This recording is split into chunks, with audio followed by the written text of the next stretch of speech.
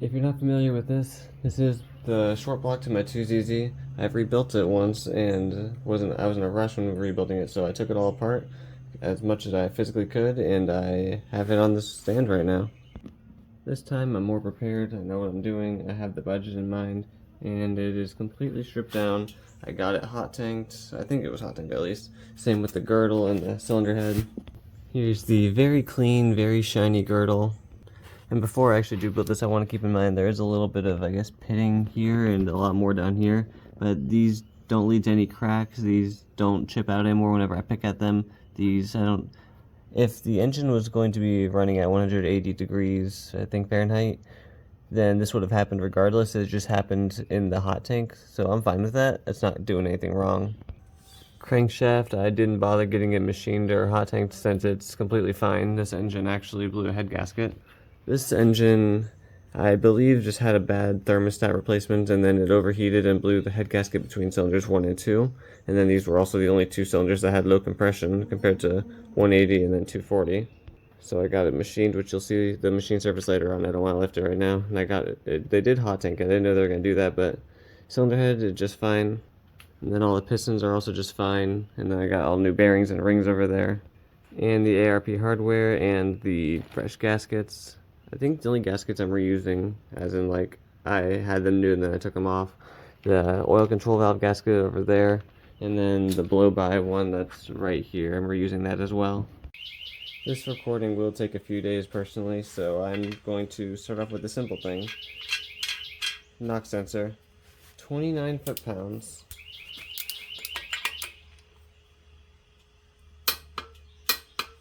Wow, that was easier than I thought. We have this coolant drain union. On the 1ZZ, it gets torqued down to 15 foot-pounds and then rotated downward. On my car, I think it was actually rotated off to one of the sides. Not my car, my engine here. So what I'm going to do is put a little bit of... The fill-in-place gasket would work just fine, but I have Ultra Gray, so that's what I'm going to use. Ultra Gray is what I use on the timing cover as well. And it's what I'm going to use on the main seals. Not the main seals, whenever I put the two pieces of the block together, that's what I'm going to use there. This is just to make sure no coolant gets out. Then I have my torque wrench set to 15 foot-pounds. Might get it on the other side. 14mm socket.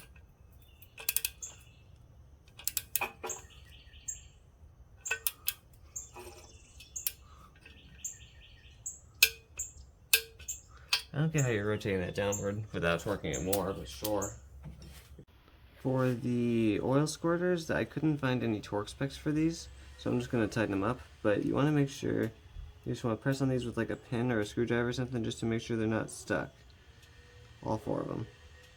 And even though I'm pretty sure these are all the same part, I did separate them and label them via what cylinder they came out of.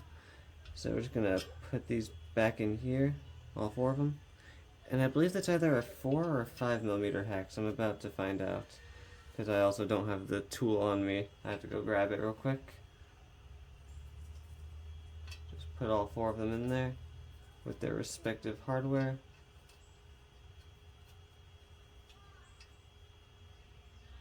And let me clean them up.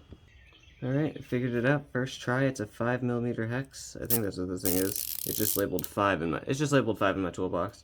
And these are small bolts. I'm pretty sure they're aluminum, so like they took a little bit more effort than I thought they would whenever breaking them loose, so I'm just gonna give them a snug.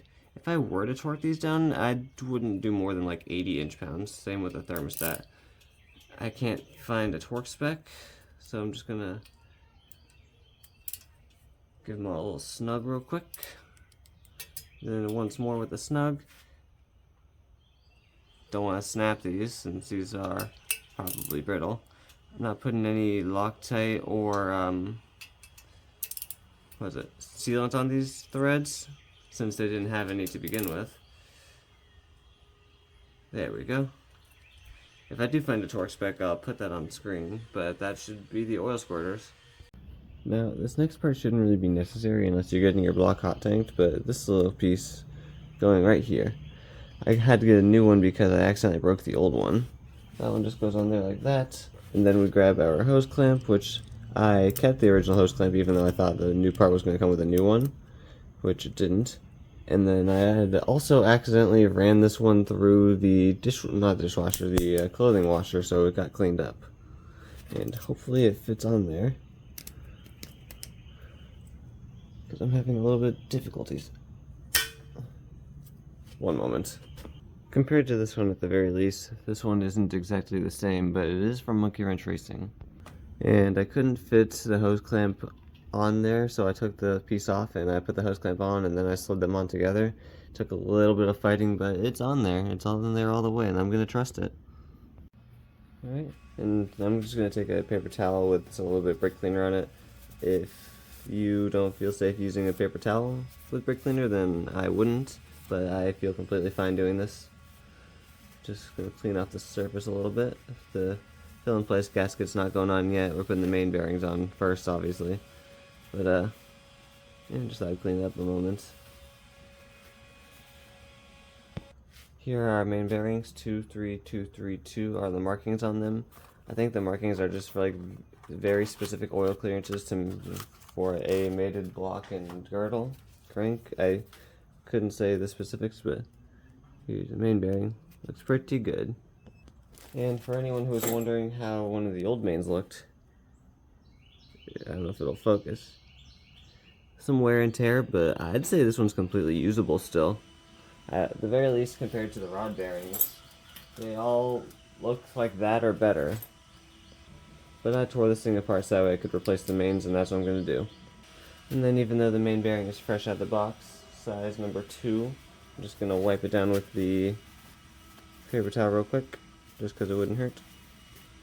Right here, if you can see it, I don't think you'll be able to see it, but size 2. And just line up one of the oil holes with here and the notch as well, and bam. We will be using assembly lube, but not on this side of the bearing. We'll be using assembly lube on this side. Ooh, that's nice. And then on the other side with the girdle, this is where the other bearing sits, bearing number 2, or timing cover area, I should say. Just gonna wipe everything down real quick.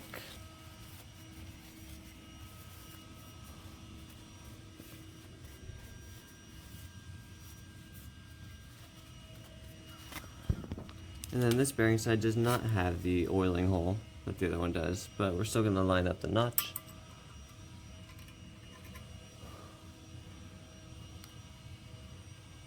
Just like that. All good. Hopefully you got all of your main bearings in without dropping any of them, cough cough. And if you were smart, the next thing you would do is put the crankshaft in there, clean crankshaft, and you would torque the girdle down, and you would check the oil clearances with some plastic gauge. I'm not going to be checking the oil clearances for 2 reasons. Reason number 1 is that this car blew a head gasket, so I don't think I lost any oil pressure. Reason number 2, all of the bearings looked just fine whenever taking them out, so I'm pretty sure, 99% sure, and everything is standard, and especially since I'm using ARP hardware, the worst thing that could happen is to have a little more oil pressure than standard, but shouldn't be much in general. Should be fine. And here are my glorious ARP Main Studs. Got the engine, the lubricant, we got the instructions, we got some packaging that can just go away for now. And we got the main studs themselves. Look at these things. Along with the washers and the nuts. With all these instructions in mind, I'm going to lubricate all the threads, I'm going to lubricate the washers, and I'm going to install things. My main concern with these washers, similar to the OEM head bolts for this engine, there was one side that had like a kind of curve, like a very slight curve outward, and then the other side which was flat. But not only do the instructions not mention that with this washer, I'm not seeing anything like that. Now I know the head bolts, the actual, not the head, well, the head studs, the ARP head studs have that, and I'll show you whenever we get there. But these ones, they don't specify, so I think it's fine. Well, here's how we're going to do this. ARP thing, just open that up a little bit. Gonna get, ooh. I'm pretty sure we are to be generous with this stuff, like, don't underdo it kind of thing. Like, we want the lube to be there. don't like destroy the freaking coatings with it, but like don't go too light either. And just at least grab one of these for you. Lubricate all of the threads, is what they say. Need a little more actually. I want to get the rest of the threads.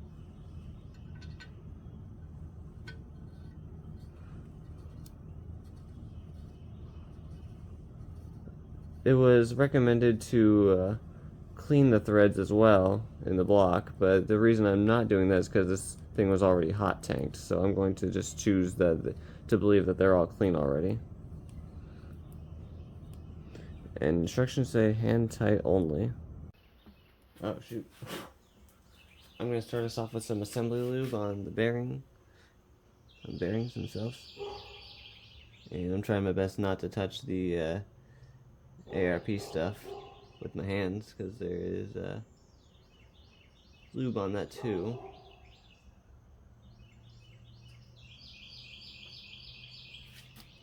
There we go.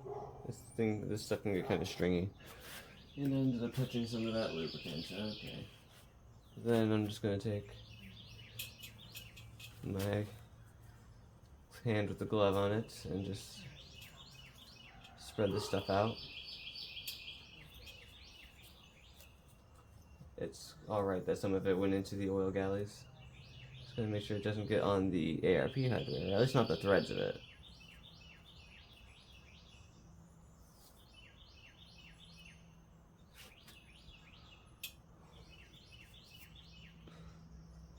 Alright, that's one glove gone, but that's alright. And then with a crankshaft with all the journals being cleaned out.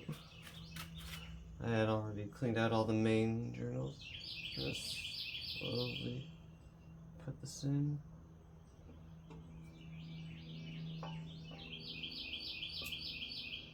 There we go. Gonna give that a good slide around real quick. And I know the rod journals aren't clean yet. I still gotta clean those. I was just worrying about the mains first off. And we also have our thrust bearings. I'm just going to have one of the thrust bearings in my hand right here, and these do go like the flat side facing the crankshaft itself. These extrusion ends go toward the front and the back of the engine. They face outward is what I'm saying. I'm just going to put a little bit of assembly lube on here and just mix it up in my hand. Same with this side, just to make it go in easier. Alright, this stuff is really goopy. Oh my goodness.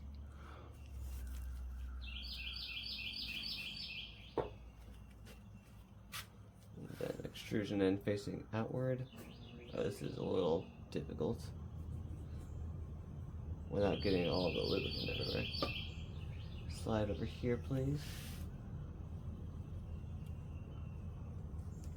I guess it literally does just slide into place, doesn't it? Then let me use the pick tool to finish that off. Oh, are you in place? Yes, you are in place. They're literally just meant for thrust of the crankshaft, so it's fine. Probably shouldn't have put the lubricant in my hand first, but it's alright.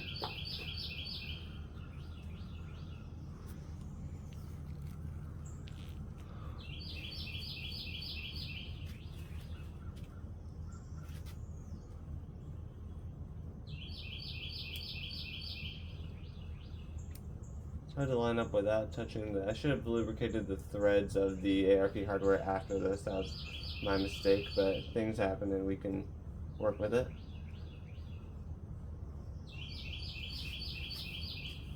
So you just keep on touching the threads with the glove.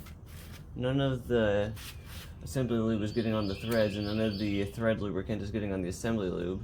That's fine. So things are fine, but I'm so glad about these pick tools, man. So nice to have them. There we go. And then the crankshaft isn't gonna move. There goes that glove as well. And I'm pretty, would these rotate? They would rotate if I rotated the crank. But that's what, there. Yep, that's thrust bearings installed. On my laptop I have the engine manual here with the, how I'm doing the fill in place gasket. Then we're just gonna come down to the girdle over here and do just that. First thing I'm gonna do is just give this like a light razor blade brush all around just to get any excess dirt off of there.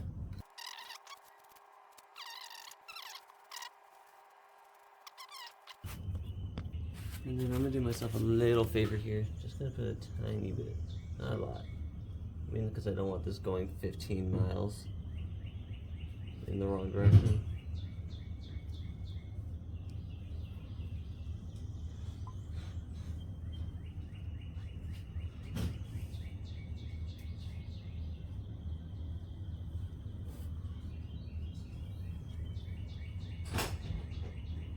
I went a little too crazy, but that's alright. Just wanted a little bit on here for whenever I put it on the crankshaft.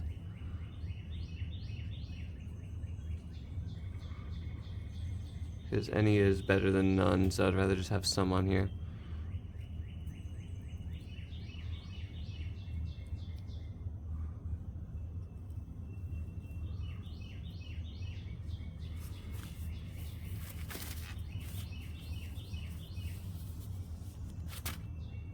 Might not be the greatest sight for any of you, but I definitely need to at least see it.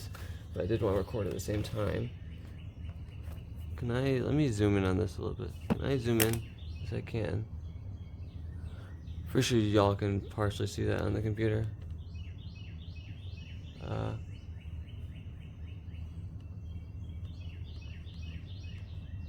250%.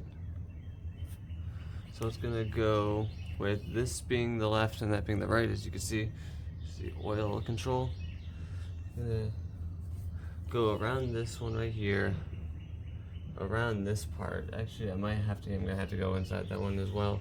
I think oil is supposed to go through here. Yeah, oil is supposed to go through this port. So I'm gonna go around that, around all the bolt holes, go right here and then go around, and then end off right here. And I'm gonna make sure to fill in place gasket the outside of that as well. And then I'll have to clean that up afterward. On this side, bam,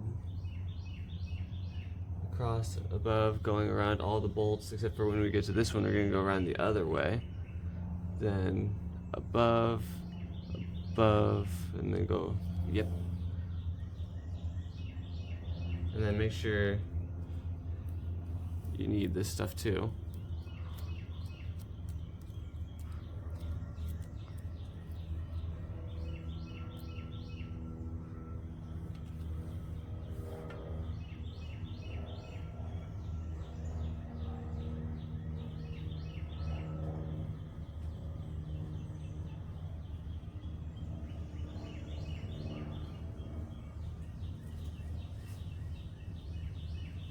I think I already messed up.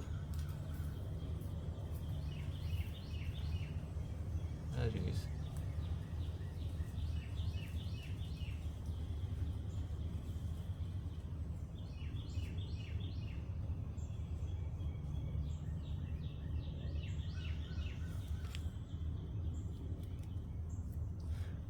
I went around the bolt the wrong way. The bolt hole the wrong way. I went around.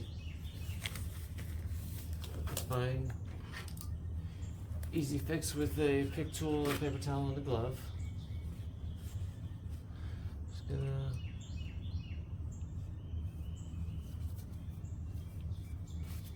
if anything, screw the pick tool. Let me just get it with my own hand with my own glove. Worst case scenario, there's a little extra on there. Shouldn't hurt anything.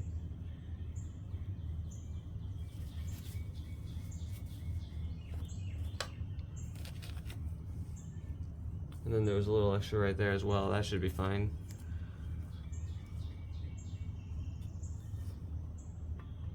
Come right here. Gonna go down. Up.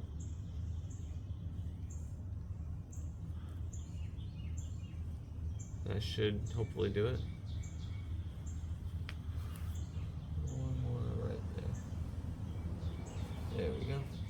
And then this one going actually around all the other bolt holes.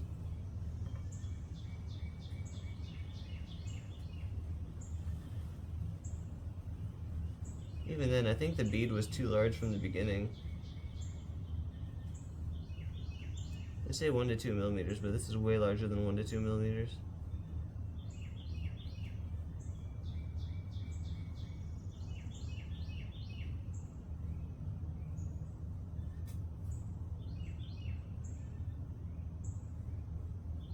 Hello? You gonna come out of the tube?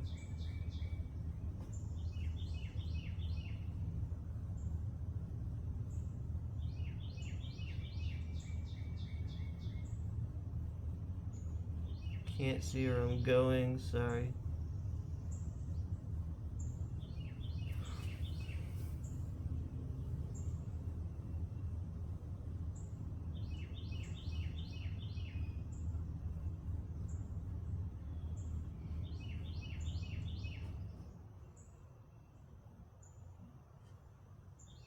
Plus this stuff's not coming out of the tube way too easily anymore. Oh, I wasn't even supposed to end there. I'm supposed to end it up here.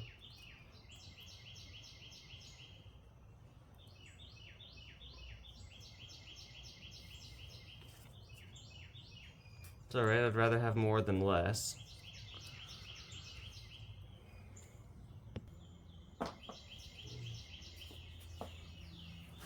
It can go on. I don't need my hand right there because that's where the freaking crankshaft sits. I don't really mind if I get any assembly lube in these thread holes. Shouldn't be too big, too much of a biggie. Not assembly lube, ARP lube.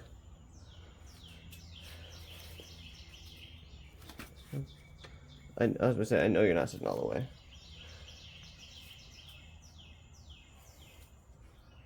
The repair manual calls for rubber mallets, but sometimes you don't have a rubber mallet. Where's my hammer at? Sometimes you just gotta be a little creative.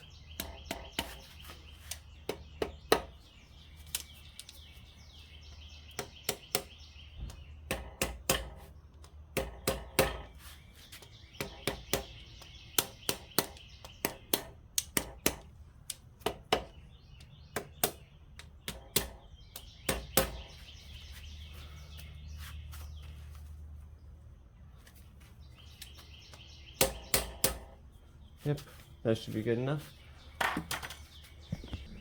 For this next part, I'm just going to put some assembly lube, some ARP assembly lube in my hand, or probably if anything on my fingertips. And then I'm going to take a washer.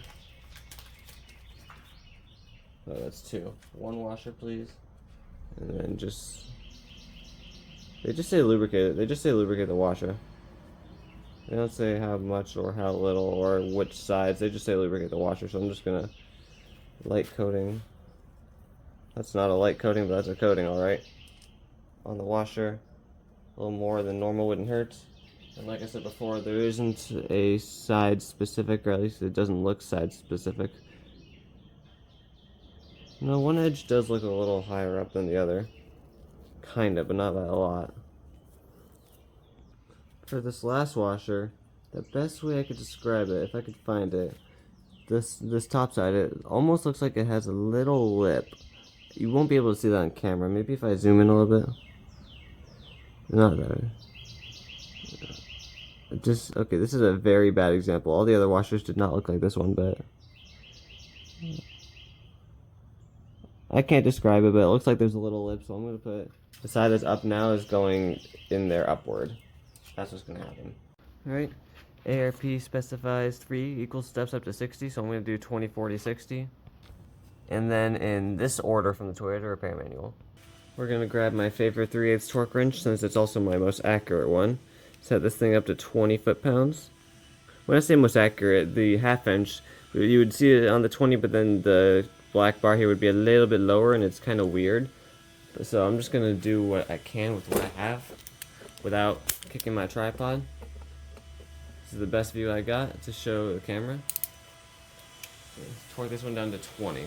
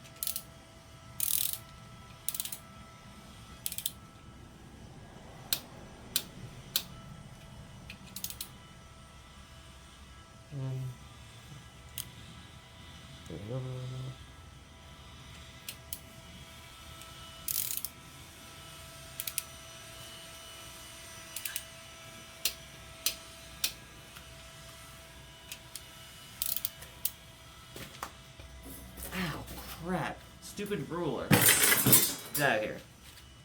Which am I on? On this one. That's why I'm over here, because I would need an extension otherwise.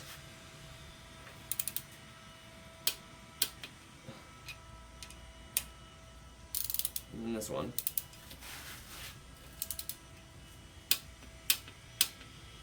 All to 20. And then bring this up to 40. Starting from this one.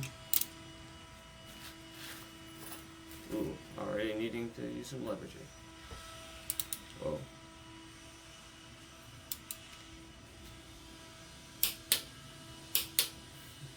$40 is crazy.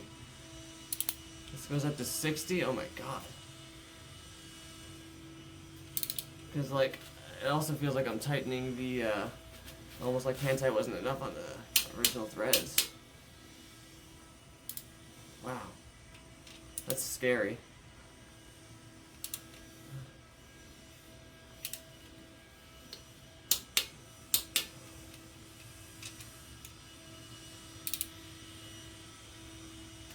Yeah, that little jump there.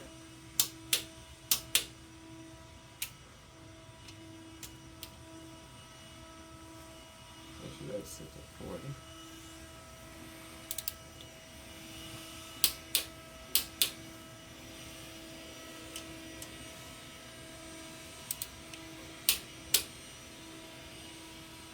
Huh.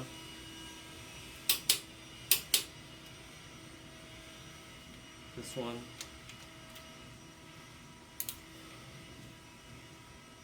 Yeah, that scares me.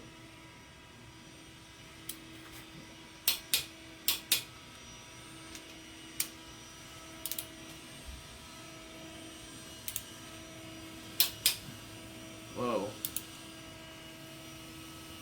Whoa, that's not, doesn't feel right.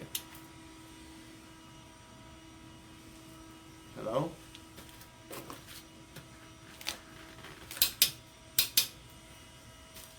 I'm just gonna keep on rolling with it, because it's too late now to back out.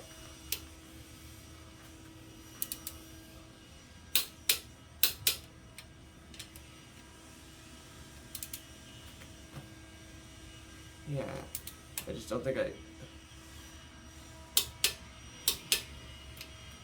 might not have secured all of the studs correctly. It said hand tight, not wrench tight, so I went hand tight with my hands. Unless hand tight means fucking wrench tight, which I don't remember that. 50, 60 foot-pounds.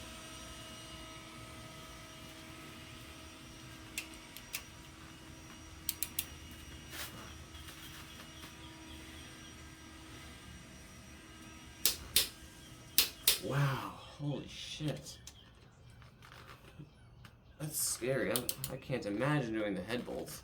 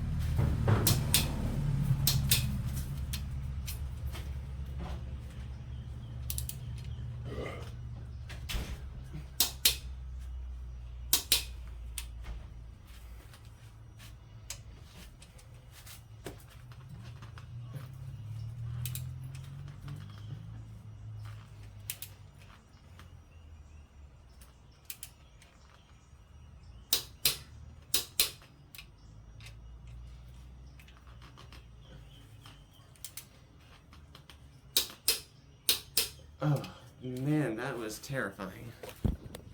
Now we take our 19mm on the crankshaft. Spins very smoothly, and that's what I was looking for. That's the exact feel I was looking for. There's the mains with the gasket maker, and then I'm just trying to find any. Oh, yeah, it's right here. There's a little extra gasket. Right here and here, which shouldn't be too much of a biggie if I didn't clean it up. And then definitely over here, I don't think I could get that with the paper towel. That's when you get the glove out and just wipe off right there, and a little bit on the rear main seal surface, which I don't want any fill in place gasket there, but it seems like my luck is kind of drawing thin there. I don't know if I could get all that out. Before we clean up the rest of the fill in place gasket, I have the rest of these bolts here. No, sorry, we do have the rest of these bolts here. I don't think these get any fill in place gasket or anything on them, or oil or anything, but I do know they're going down to 24 Newton meters, or roughly 18 foot-pounds max. I believe the only long one goes right here. Am I wrong on that? Not even a... That seems like a hole for it. And then the other just go around the area here, including one down in here. So let me get the cleanest one. I hadn't exactly cleaned these off correctly, but let me get the cleanest one to go into the oil filter union. I wouldn't say these get fill in place gasket on them, it's more of they do end up touching the parts in the block with fill in place gasket on them.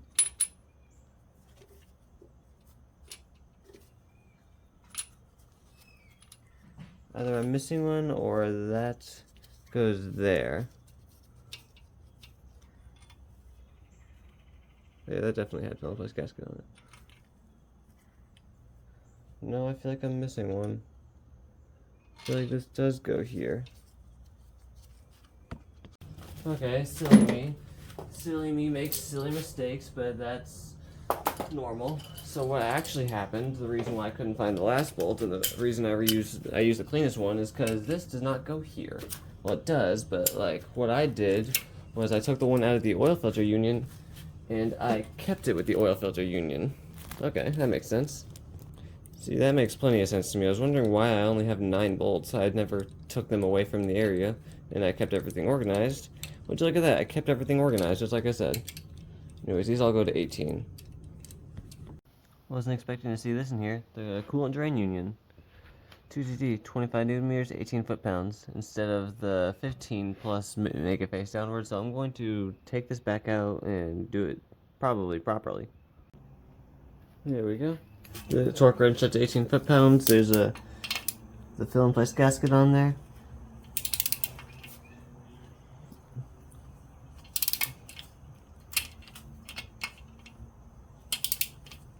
All I have is this deep 14. Hopefully I'm not rounding it. Really? That's it? Doesn't seem like a lot. But it's on there. And it's facing more down than earlier, so I'll take it. Finally found the torque spec for this. New gasket with the nuts going to 75 inch-pounds. And they say new gaskets, and this is a new gasket. It really just doesn't go down by a lot. And yes, I painted it, though you've already seen that.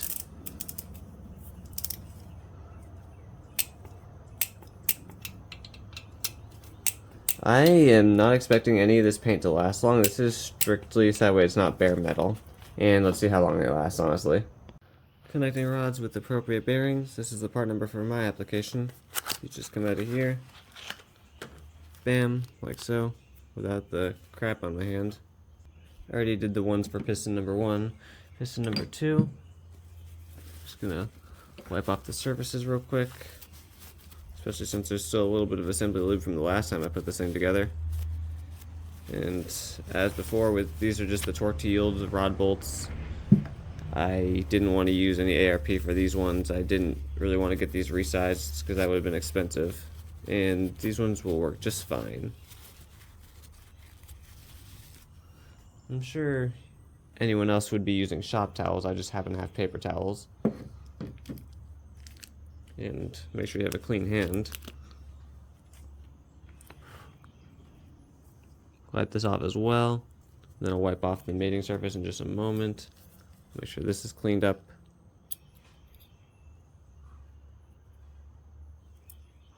Put it in just like so. Only goes in one way, mostly. Give it a good wipe down, and then there's that little, like, you can kind of see it on camera, but that's not something I'm concerned about. Doesn't catch a fingernail, should be just fine. And then the other side, that plastic is all right to fall. Put that there, wipe that down. Preferably you'd be doing this in more professional standards than I am, but this is fine.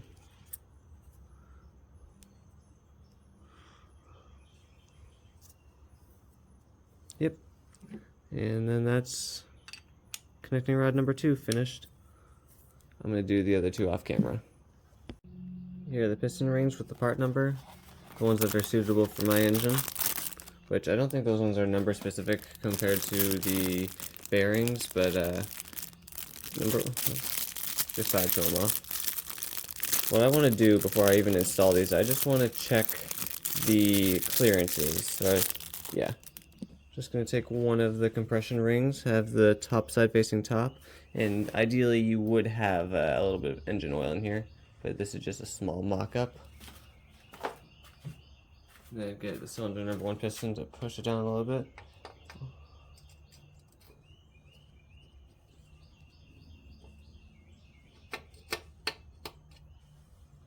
Just ever so slightly. Yeah, there should definitely be some lubrication in there before you're doing this, but I'm choosing to do it without. Now we're at a better angle here with the tripod, sorry. So, ideally you would want this to go down in the bore 140 something millimeters, I forget the exact amount. But the reason I'm going to do it this way, okay, so the first set of piston rings I ever bought for this engine were from Rock Auto. They were the Engine Tech brand, I think. And they were way too large.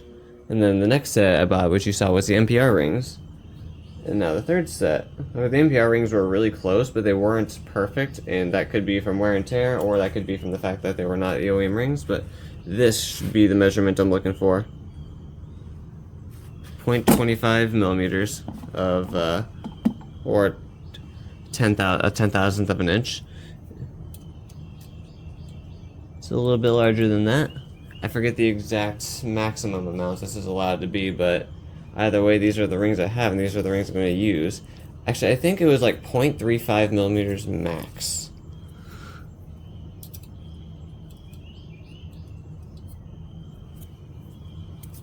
Even if these are larger, I'm going to count that as the wear on the bore and not from the faulty rings. I think those are at like 0.5. Or, yeah, I'm going to go to 0.5. 0.5 is way too large, that's a good sign. I'm only going to do this with probably just with this one ring on this one cylinder and just slap the others in there because I know they're at least going to be alright. Because I'm not changing out the block. Between 0.45 and 0.5 millimeters. Let me go one more size just to be sure. What's the next one up? 0.48?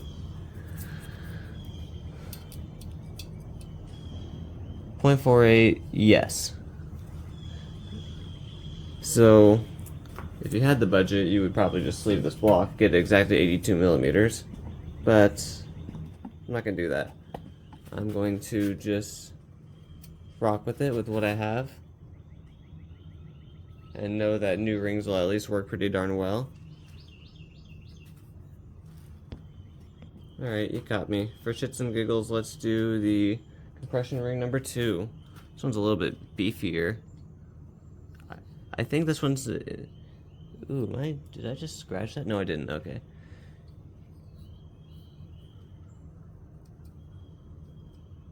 This is still number 1, just compression ring 2. Just to flatten it out a little bit, not much. I'm sure this one is supposed to be a little bit larger. Screw it, let me just, that looks like a pretty large gap. Let me just go to 0.75 millimeters. Way too large. 0.8 millimeters. Way too large. Or just the fact that I'm doing this completely wrong. And then my largest one, I think, is... Yeah, my largest one isn't fitting in this. It's not the worst thing in the world, being... It's still under the maximum, which is like one millimeter, I think. So, as long as it's not 1 millimeter, I'm not really too concerned. It is in a 243,000 mile block, and I am using all OEM components, so it's an old Toyota. That's as far as I care. And then one of the oil control rings, which this doesn't have a top or bottom, so it's just going to go in there. It's also thinner.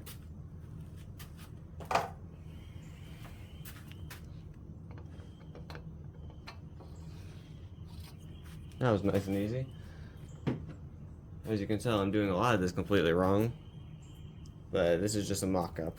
I kind of don't care about as long as it's under 1 millimeter, I really don't care, because I don't have money to sleeve this block. It'll work just fine. A little larger than 0.25, fine by me. And if anyone asks me if maybe because the part number's wrong, nah, these are the right parts. I confirmed that with the 5 Toyota dealerships, websites, stuff, and Monkey Wrench Racing themselves. These are 2 ZZ rings. It's just an old block, but it'll work. And one more confirmation. The reason I know it'll work is because this cylinder was giving 240 psi of compression. The issue was the head. The valves weren't sealing. The rings were fine. So at the very least, new rings will do just fine as well. This oil filter union here, 12mm hex. I tried cleaning it off. It's a little rusty, but that's fine. 12mm hex on this thing. Holds the oil filter in place, or the oil filter screws onto this thing actually. Torque spec is between 21 and 22 foot-pounds, so I'm just going to torque it to, let me get the attachment. It is going to 21 foot-pounds. It's the 1ZZ torque spec, and I don't see why the 2ZZ would be any different for this thing. 21. For these 4 14mm hexes that go on each of the corners here, I couldn't find a torque spec for them anywhere.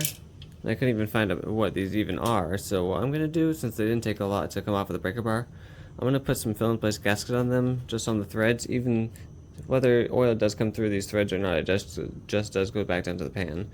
Anyways, fill-in-place gasket, and I'm going to torque them down to 20 foot-pounds. That's it.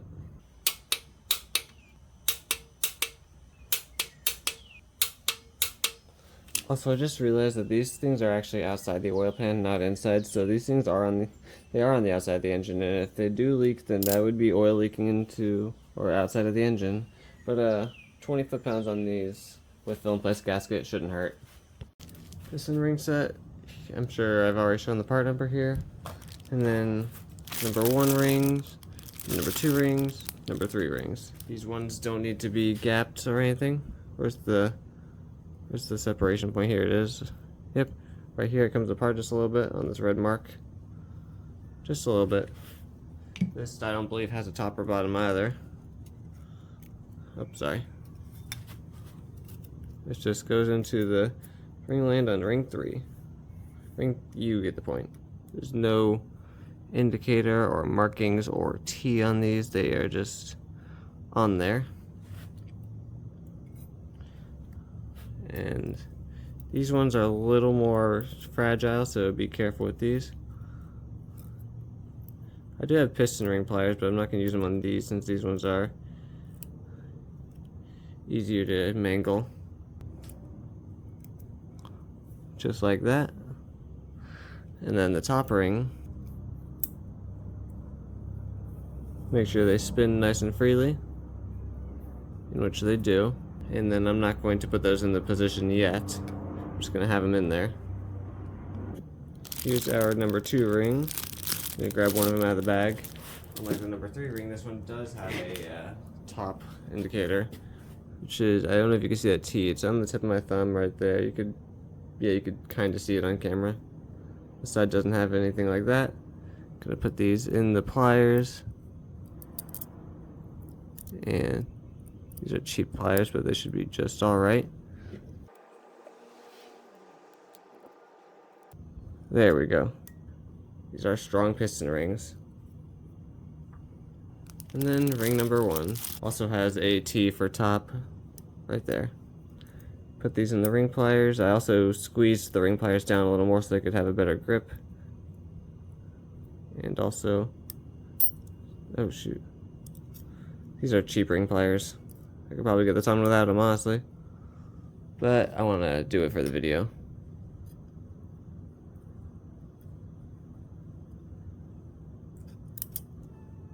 And then just slide it down into place. Yep. It did not have to be that difficult with ring number 2. I was just a skill issue. But these look just fine. And that's piston number 1 ready to go in. I'm gonna do the other 4 off camera. Took a little while, but all 4 pistons have their rings in the correct spots, and these ones feel really, really good, at least compared to, I mean, I know NPR is the original manufacturer, but these actual Toyota rings feel just really nice. And I'm saying that about literally everything. Everything OEM Toyota parts, they all feel great. Whenever I was trying to put the NPR rings on the pistons into the block, I was having a lot of trouble with those, and I blamed the piston ring compressor, but I think it was the rings themselves that were just not the correct, like, they weren't there. Because whenever I did use the oil control rings on pistons 2 and 3 before I reassembled, they just went in so smoothly. So I'm going to hope that these just fit in really nice, no problems whatsoever. But that's going to be for another day. So the rings are supposed to go in a certain way, as you can see here. I'm going to do that. And I also need to lubricate the cylinder walls here with, I have some Valvoline Restore and Protect. It's the oil I'll be using after I break in the engine, but I do need to get some break-in oil to even run this thing, but this should be fine enough just to get the pistons into the bores with as little damage as possible. Just gonna start with a little bit on my fingertip, just to spread around. I'm not going crazy with this. I guess I am going a little crazy with this, but just to get it in there. Gonna do that to all 4 cylinders, because having a layer of oil in here would not hurt regardless. And I would recommend also using gloves, makes it easier.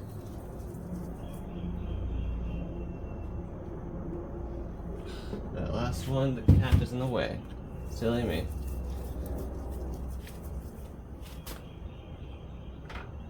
And then same thing with this tool. I'm gonna just use whatever's on my finger right now to do a small layer of oil, nothing crazy. And then same thing with piston number 1, just gonna put some oil on it, because it wouldn't hurt. But now to attempt to use the most fun tool I own. I hate this thing so much. This is where I'm going to just very gently tap it with a hammer to get the crown in there, into the groove. It's not even like, I don't want to do anything stupid now.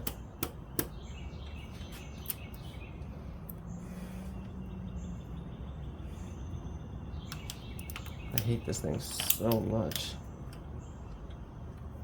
Ooh, why is it like clamping so hard? Did I get it on the block? What did I do wrong?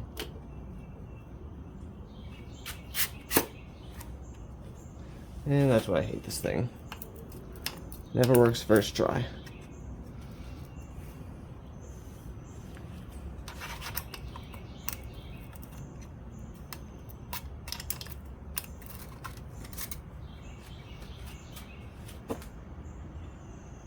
This is how I ended up breaking the oil control rings on the NPR rings. So what I want to do is very gently try to push these rings into the grooves with the pick tool. Gently. saw someone else do this, and I don't know how good of an idea it is, but it's the idea I want to try, because that piston ring compressor is fucking useless.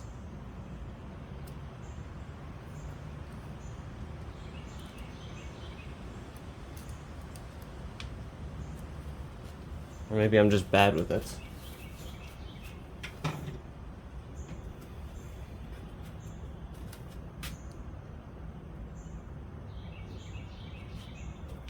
Last time I tried to use this, just like in the position I'm in now, I ended up giving a small scratch on the block, which it doesn't get a fingernail, which is good, it does not.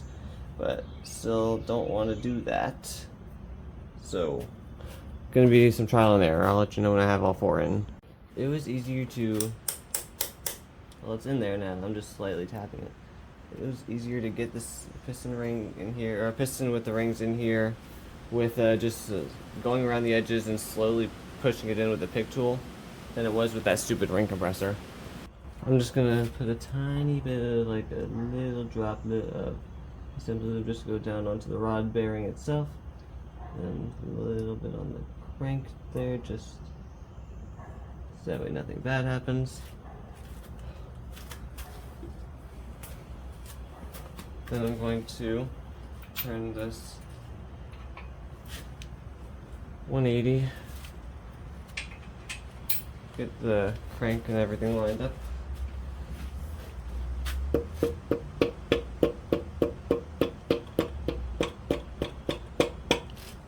How's it looking underneath? It's looking just fine underneath.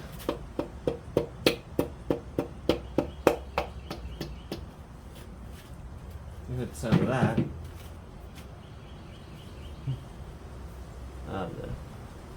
Sorry. Continuing. Yep. That's where that lines up. Perfect. And then with the rod bearing, just gonna wipe it off real quick. Crank journal is fine. I wiped it off before installing the piston. And then I'm just gonna, this is crank cap number 1. I'm not gonna bother checking the oil clearances just like with the mains, because I know they're fine at the very least. I know they're at least alright. Connecting rod bolt, here's part number. I'm not gonna torque it down yet. I'm not gonna, you're supposed to put, actually yeah, you should put oil on these even if it's a mock-up.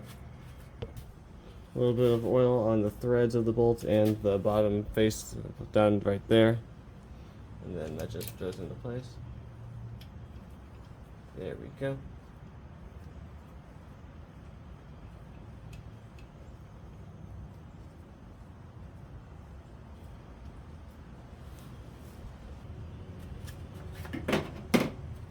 As per the Toyota repair manual, these two bolts are going down to 22 foot-pounds.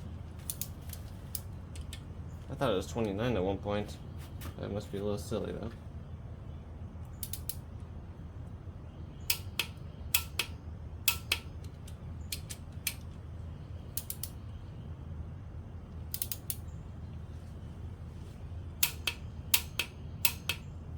And then you really shouldn't let the crank move like that, but I'm sure it'll be alright. It does also need to get twisted a bunch. Just making sure everything looks good. And then those need a paint marker right here and right here. I don't think I could get this in one try. I can try.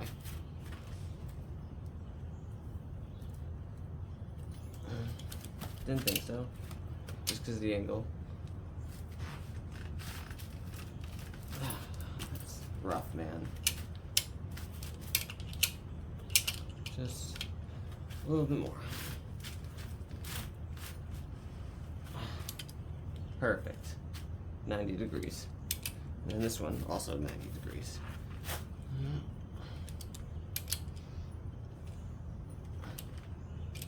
A little bit more. Perfect. 90 degrees on that one as well. Just making sure it spins smoothly, which it does. And then I need to do that for piston number 4.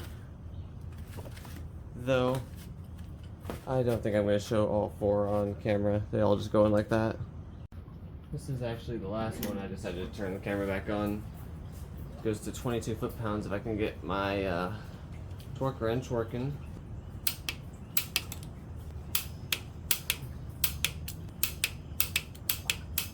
There we go. And then here's the paint marker, 90 degrees.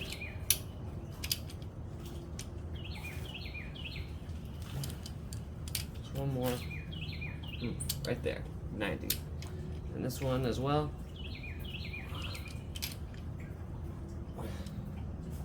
One more small, right there, 90. And then I'll spin the blocker on for you real quick to show you the top side. And then I'm going to take the breaker bar off camera here. Put a 19mm on it.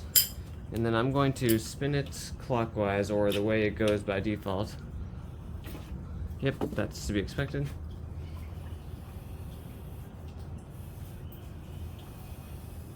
And that's exactly what I was looking for when trying to spin this. I'm going to leave them level like that. I'm not going to leave it at top dead center or anything. Yep. All the bores look good, all the pistons look good, all the rings are in there. Also, I am recording this, but at the same time, Instagram is getting some footage as well. I just threw away that piston ring compressor because it was a piece of garbage. I ended up pushing all the piston rings in manually with this pick, which means I got the orientation physically in there properly for each ring. So don't get cheap piston ring compressors. You'll have a better time with this. And the OEM rings, because if I was using those NPR rings with the little edges that they had being a separate part that were able to break easily, I probably would have broken a ring or two already. But the OEM rings stayed strong. We have a small issue.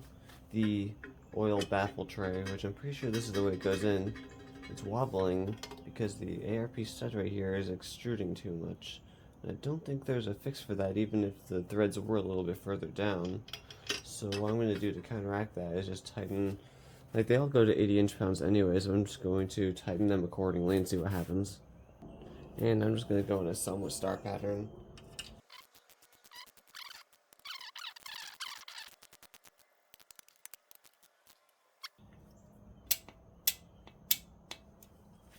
Oil baffle sheet.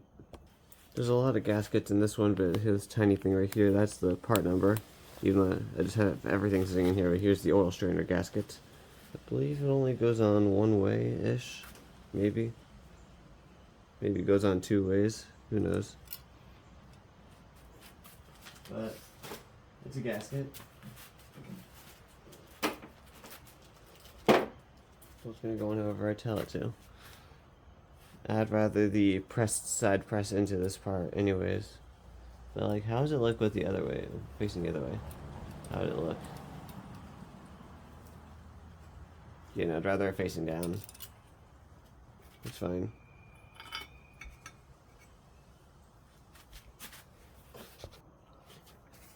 These ones also go down to 80 inch-pounds for the oil strainer. Or pickup, I guess.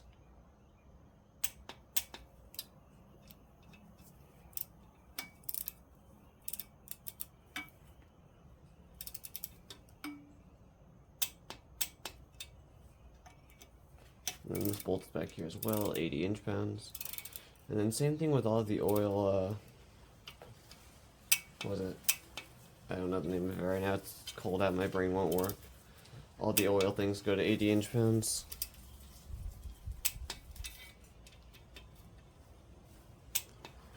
And for anyone who notices, I actually did hit both of these parts with the brass wire brush, and it looks really good, or at least compared to how it used to look. Open up any of the valves without getting the Just tell me the torque spec, little bro. Wrong way, stupid. Nope, I forgot how this goes on. Let's just stop bullying myself. Like that?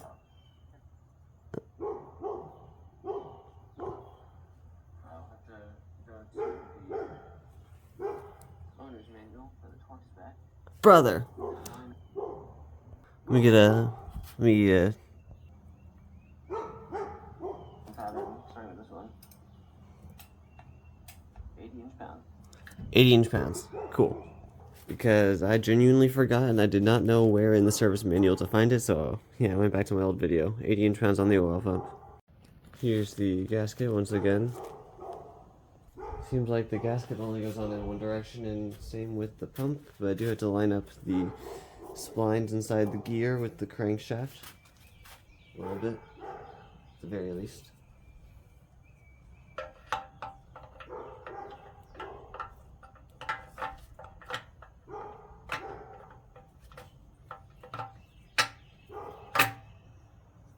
There we go. And I did attempt to clean the oil pump with the brass brush.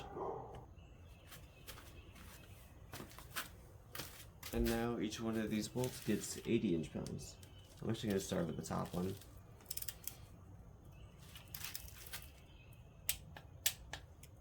And then I'm going to go in star pattern.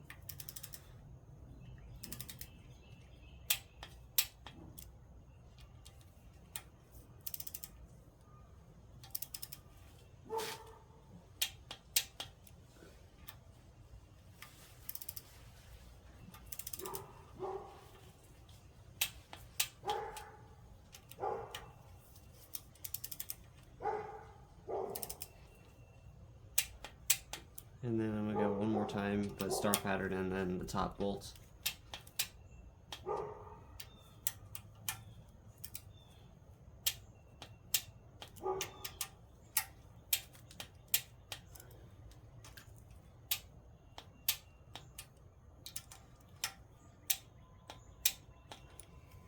There we go. Alright, here's the oil pan. Over here you can kind of see the laptop with how this is going to go out. Go on. Shoot. Ow. Shoot, it hurts. Got it though. It's going around the inside of all the bolt holes, so I'm going to start right here. Try to make this as clean as possible.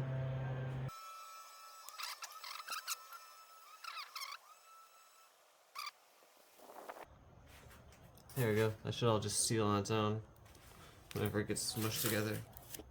And then over on the side, I'm just gonna, well, not on the side anymore, making sure everything here is nice and clean.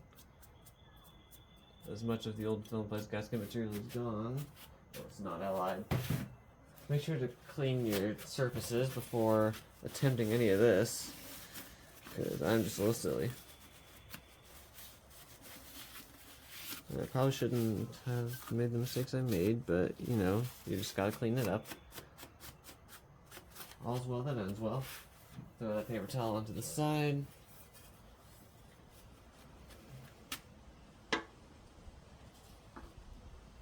Okay.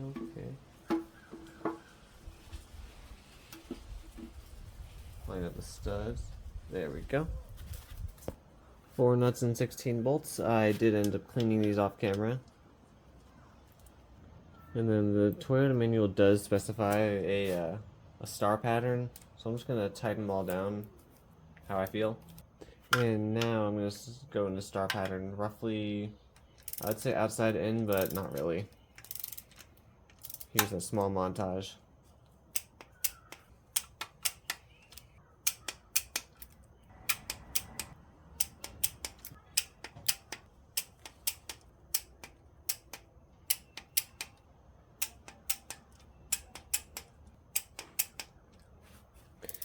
I had forgotten the pattern somewhere along those lines, so I'm going to do myself a favor and just hit all of them, and then it just roundabout.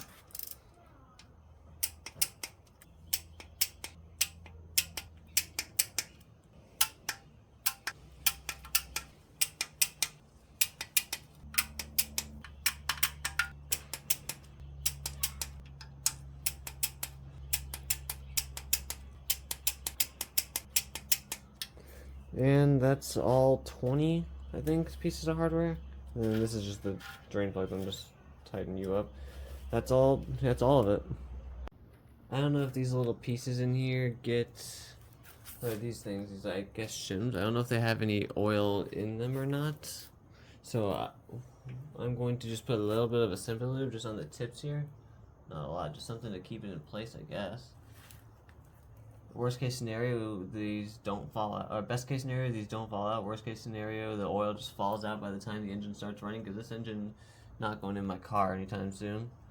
And other worst case scenario, there's just more assembly lube in the cylinder head, so just gonna, whether these go here or not, they are going there now, so I can barely even see them as well. Or not the shims going there, but the oil going there is what I mean. Whether the oil goes there or not, it's going there now. Just something to keep those pieces on. I think they just get held in place, but I don't want to. I'm right here, I might as well.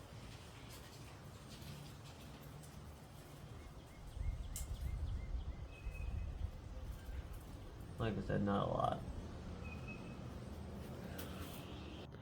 Because now whenever I try to take these off, it takes a little more force to take them off. Beforehand it was just like really easy. Let me get a little more oil on this one.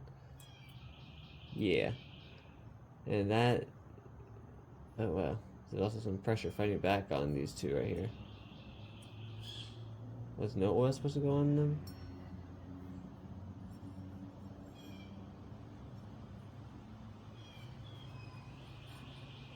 A little bit of positive pressure, maybe not too much oil, but just some.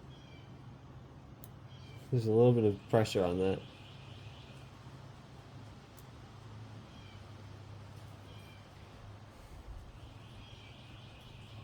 As long as it's not pushing back at me, and as long as it's not coming off easily, that's what I'm looking for here. They rotate too, so that's nice.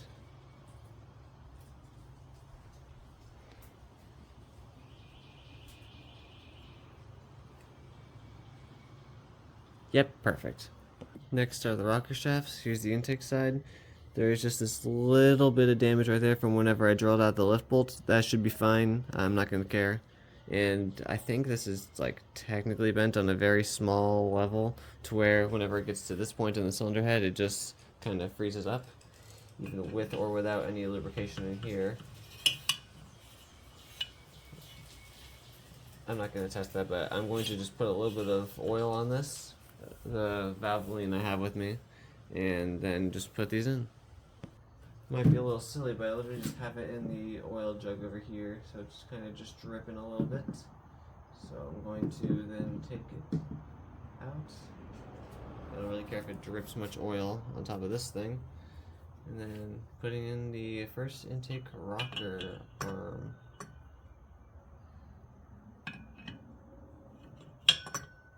I'd rather this thing have more than less anyways. Oh, you also need to make sure they're rotated properly. That'd be nice. A lot of oil's coming out of the side of the cylinder head now because it's all just trying to get caught. It's all coming out, so not the smartest idea I've had for this. Also, you should probably clean these things off before installing them. These pads. My bad. I'm not going to take the first one out to install it, undo it now. I'm just going to keep rolling. Right. And also some compressed air. I'm going to lower the volume in editing. This should help too.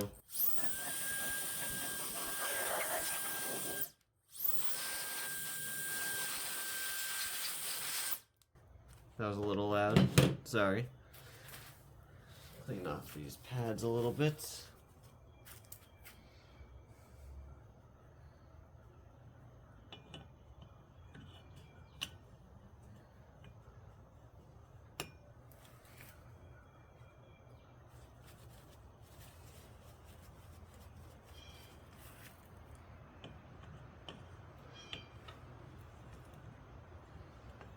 It's getting a little more rough, and plus I gotta make sure the lift bolt spot is at the top, so that way the lift bolt lines up.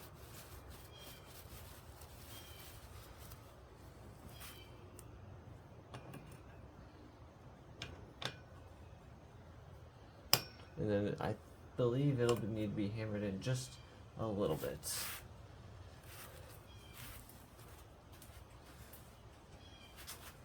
Making sure the lift bolt spot stays up. There we go. So if I had to use an air hammer on that, there definitely would have been something wrong, but just a few small taps with the regular hammer like that, I was told that that should be fine. And then this, just making sure this tightens in there. The threads are clean on both the bolts and the cylinder head. And then that goes in. I'm not going to torque that down just yet, but that's in there. Now, let me clean these off before installing them as well. I'm also just going to dunk the shaft in oil. I also don't really know much about the valve clearances on this thing, and I should care a little bit, at least to check them, but it's not going to prevent the engine from running compared to a lot of other things. This is a budget rebuild. I'm not trying to, just like I didn't measure the tolerances for the main bearings and somewhat for the rod bearings, because this engine just blew a head gasket. It still spun fine. It had oil pressure, which is also why I know the oil pump is good. I had oil pressure. Check that during the compression test because there was oil in the cylinders while compression testing before I poured some in for a wet test, so I know the pump works. And all the bearings looked fine and the crankshaft looked fine, so I didn't even bother checking the clearances. You get my reasoning for insanity. If it ain't broken, don't fix it, honestly. I'm just gonna dunk this in my oil over here. I guarantee some more is gonna come pouring out of the cylinder head right whenever I shove this thing in there.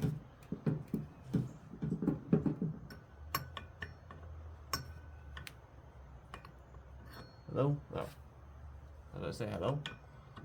Hello? There we go, there's the first one.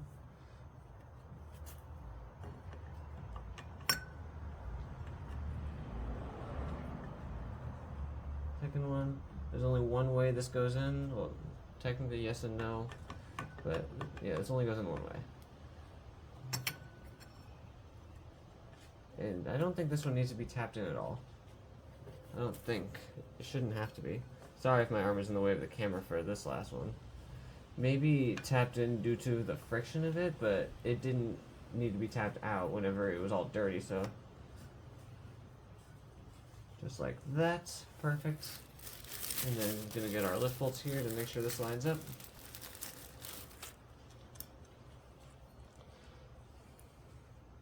I should be able to screw this in by hand. Mostly. Mostly by hand. Nope, still by hand. Even though it's a little bit tighter in a spot.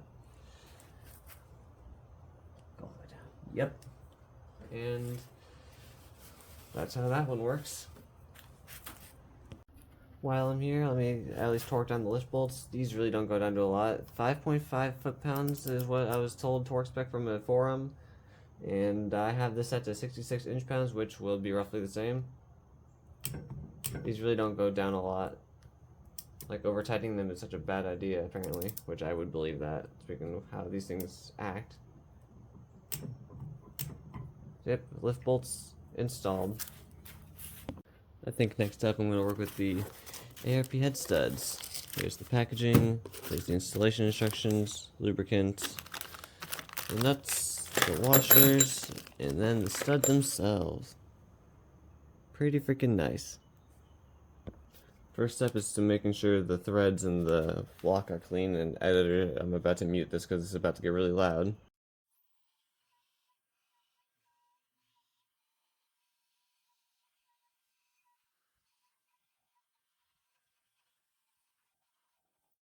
That was muted in editing. And then I'm just going to clean the block face a little bit from any dust or debris. Usually you would do this with brake clean and a shop towel, but regular paper towel should be fine. And I know it looks a little dirty, but the surface here is within spec. I did not get the block decked, just the cylinder head resurface should be just fine. Here are the instructions. You can pause the screen and read all this. Here's the important part. Screw studs into the block hand tight only.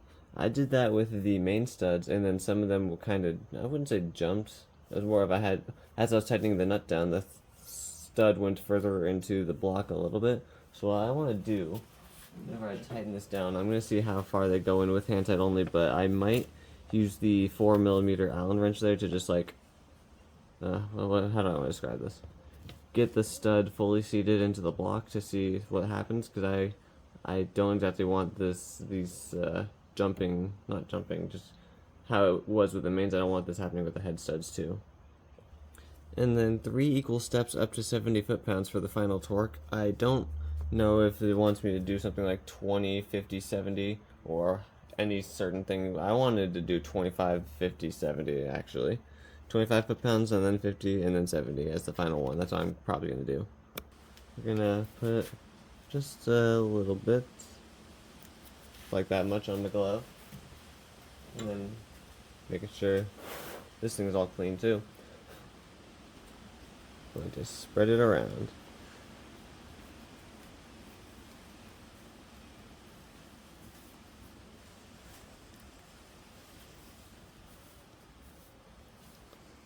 And then, yep, that should be good.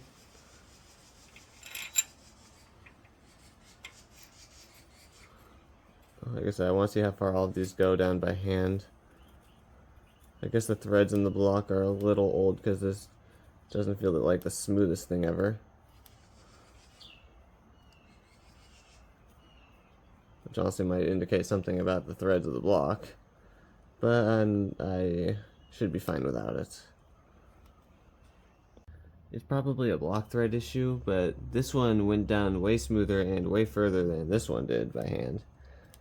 And I think that one actually bottomed out there, so let's just take this 4mm Allen real quick, and I'm not gonna like tighten these, I'm literally just gonna go until it stops.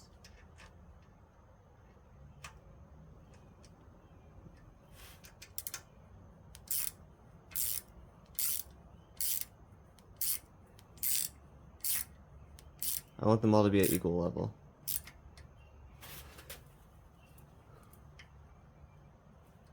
See, they say hand tight only, but it wants to go further into the block. I want them to be at mostly equal levels at the very least. That way they don't start jumping threads or anything. And that, it's a little bit higher up than that one, but way better, honestly. Also, as far as I'm aware, these are supposed to be pulling on the threads inside the block, so if it's as far down as possible, that's all I want.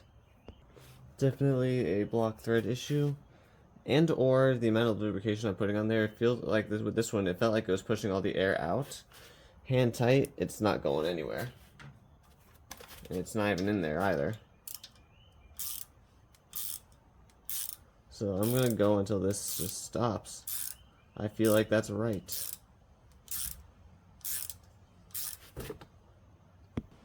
This one, prime example, it went in like 75% via my hand, so roughly the same as this one, how it felt.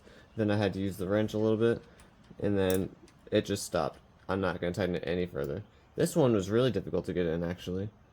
And it's not even as low as this one. Definitely a block thread issue. I want them mostly level.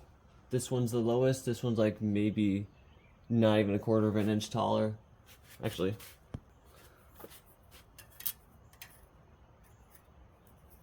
like a good 2 threads deeper into the block this one is than those two, but it should be fine. The ARP, I think ARP, somewhere online I read they should be within 2 to 3 thread difference if they are to be different. I don't know where I read that, somewhere on some forum, I don't know. Let me show you all the last one. Just lubricate the threads nice and evenly. This is how I'm doing it, at least. Put it into the block, reverse it, that way you know you're not cross-threading it. Hand tighten it as much as I can, as much as I want to. Then switch over to the 4mm Allen, and then just spin it until it reaches the very bottom. I saw some other installations for ARP Head Studs, and they were doing similar stuff to where they're just using the 4mm Allen to make sure it's bottomed out in the block. It wouldn't hurt. I'm not over tightening it. I don't think I am, at least. Once it stops right there at the bottom, that's it. And then I'm just gonna go around to all the other ones and then just make sure they're all. I'm not trying to put any extra force on them other than just making sure they're all bottomed out as much as possible.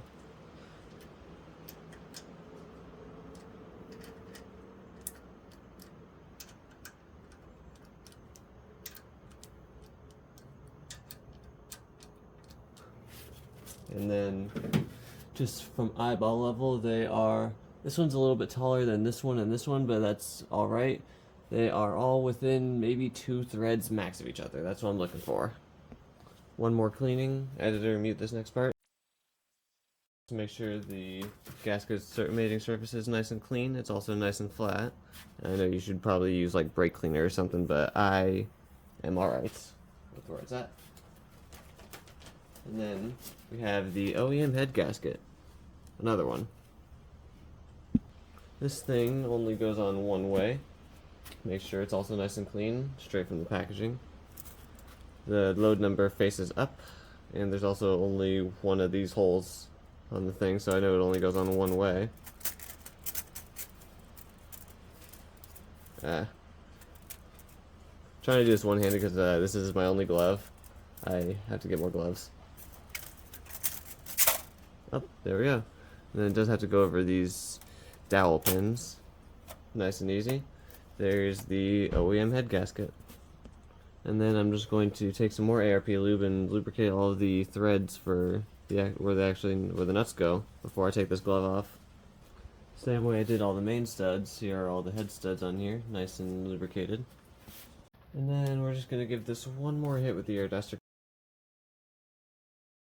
Also just like a little bit of something there, a little bit of something there. Won't hinder anything. Should be good. Here are one of the washers that I will have to figure out how to put into the cylinder head.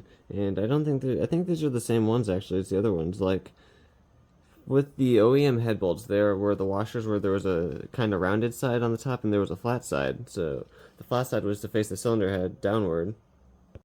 So with the main studs, I was trying to make the flat side of those face into the block as well. So these ones, it's kind of difficult to tell, but like this little line right here, downward facing down, this is on my thumb is the rounded side, and then right here is the flat side. But I don't know how true that is. So what I'm going to do is with each nut, I'm going to inspect to see which way goes which and put the flat side toward the cylinder head. Even though it may or may not matter and the instructions didn't say anything about it. So in the same glove, just lubricate these a little bit. Doesn't have to be too heavy. I might even put a little bit more lubrication in here just because it wouldn't hurt. So idea number one is to put these in there before I put the head on the thing, but this is just putting these in there without a magnet. Even with a magnet, it's going to be difficult. I almost want to take the rocker shafts out because it might make it a little easier, but let me try with some pliers. Alright, just gonna place that right there. I should probably clean out the cylinder head, you'll see what I mean. Here's one last air dusting of the cylinder head. If anything, since I have to clean off, I might just put these on afterward actually. I'll probably put I'll put the washers on after I put the cylinder head on. Now for the cylinder head, just going to turn it on its exhaust side for a moment, and geez, give this a quick wipe down along with the air duster again. The cylinder head was shaved 9 thousandths.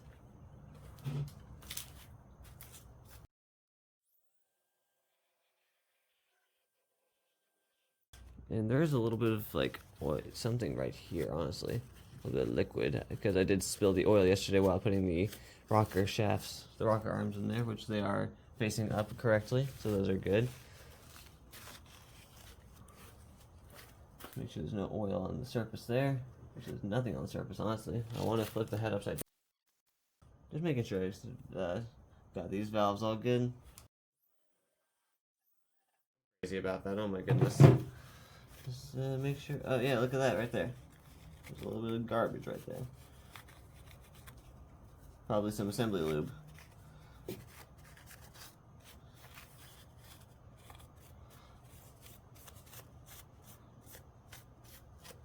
And then there actually is a speck right there. Cool. Yeah, this is why you clean your stuff. Make sure everything here is nice and clean, nice and flat. It was already surfaced, but resurfaced, so it's fine. I don't know why I'm blowing when I have this thing.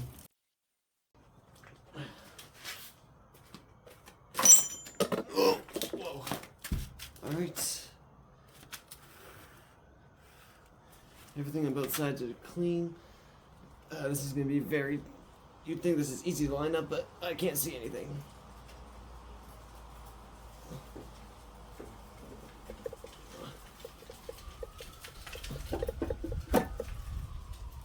I hope I got as little assembly lube on the cylinder head as possible. As little as possible. Because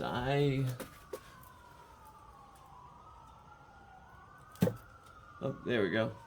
One thing I complained about in my other video, whenever I was putting the valve cover gasket on, I said my tripod wasn't tall enough to actually see that. But I actually have a different tripod this time that I found at Goodwill for $5, and it's tall enough to see this now. One of the sillier things I've ever done, I ran out of gloves, so I decided to use the head gasket thing as a help. I don't know how harmful or not harmful this stuff is to skin, and I'd rather not take my chances, so I'm just going to lubricate all of the washers. And I actually do have an idea for this. I want to put the washer with the nuts and put them on the stud together, see if that'll help, since I could at least level it out like that. Something like this, and then in theory I would put this on the socket and just slide this in here like so. Let me get the socket.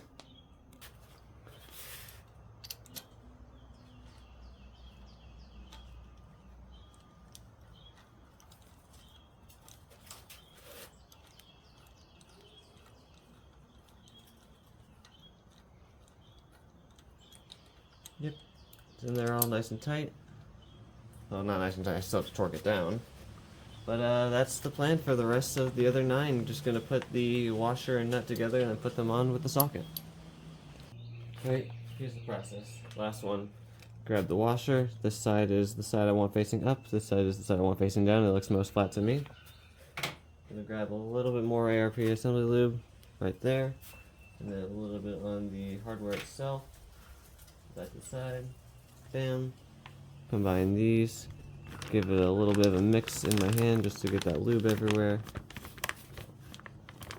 And then I guess I got a little too much in the center, so I'm going to take the big tool and just take it out of the center and spread it everywhere else. This side's the top side. Gonna now grab the nuts. Bam, right there. Make sure these two can come off the bag. I'm gonna grab it with my needle nose pliers and then just slide it in there. Put it on top of the nut of the stud. Take my 12.12 millimeter,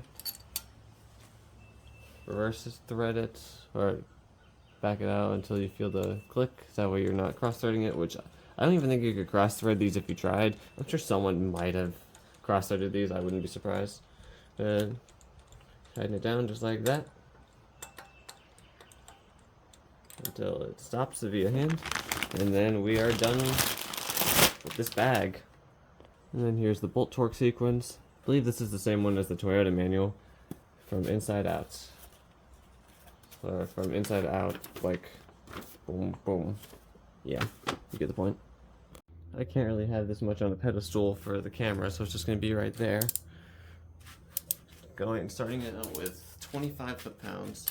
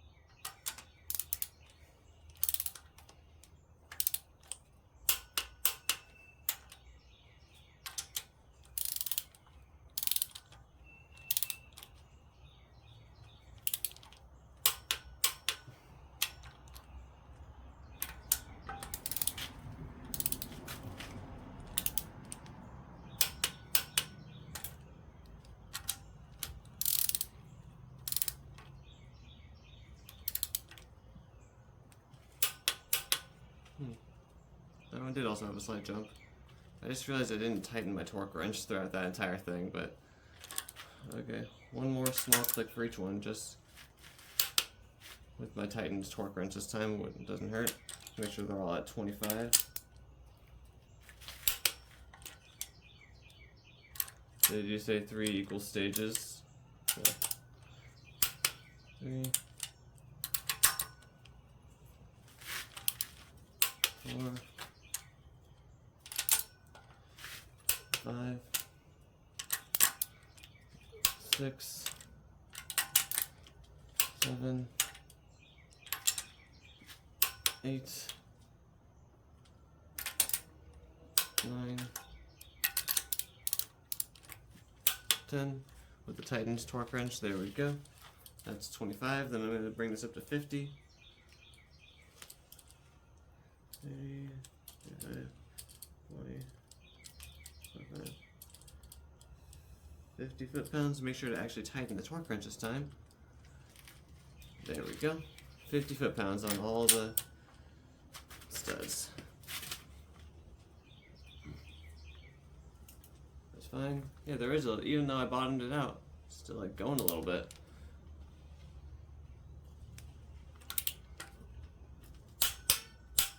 That's scary, dude. Head studs are scary. Head bolts were also very scary. I was like, wow.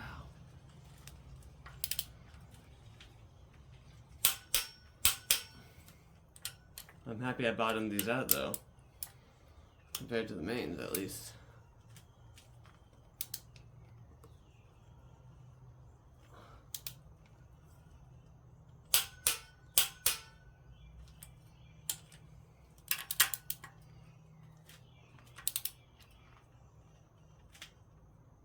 See?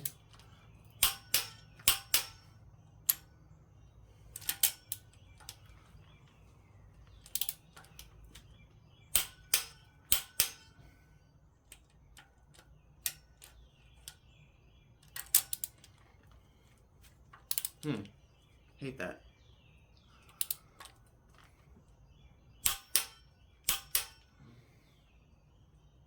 Six. Number 7.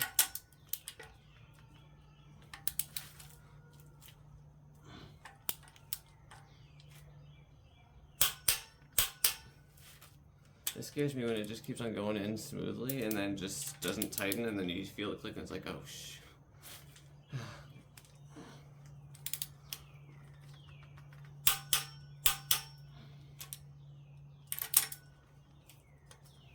Like that. Why do you do that? Don't do that.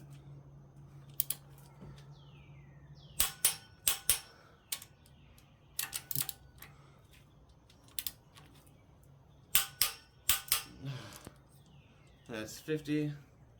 Now straight up to 70.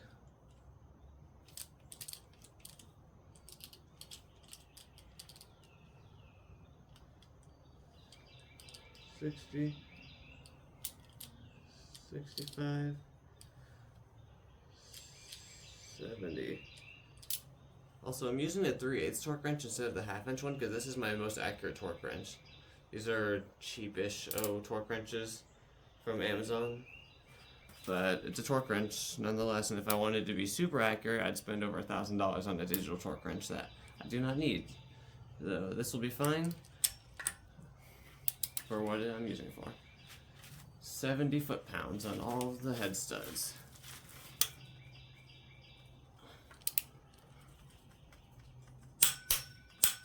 Scary shit, man.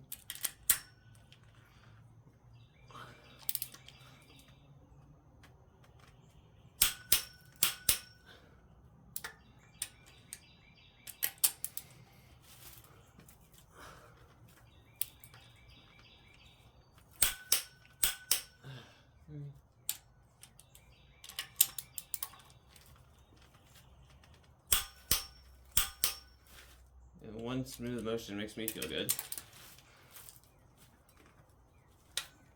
Not that. Hello? Hello? That moved a little bit. Yeah. Number 5. Number 6 then.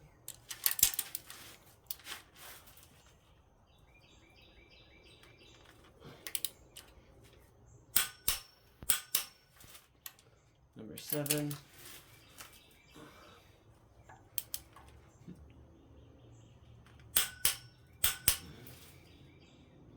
Number 8, right? Number 8.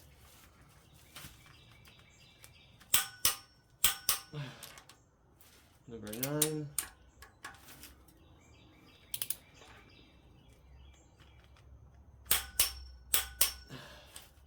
Last but not least, number 10.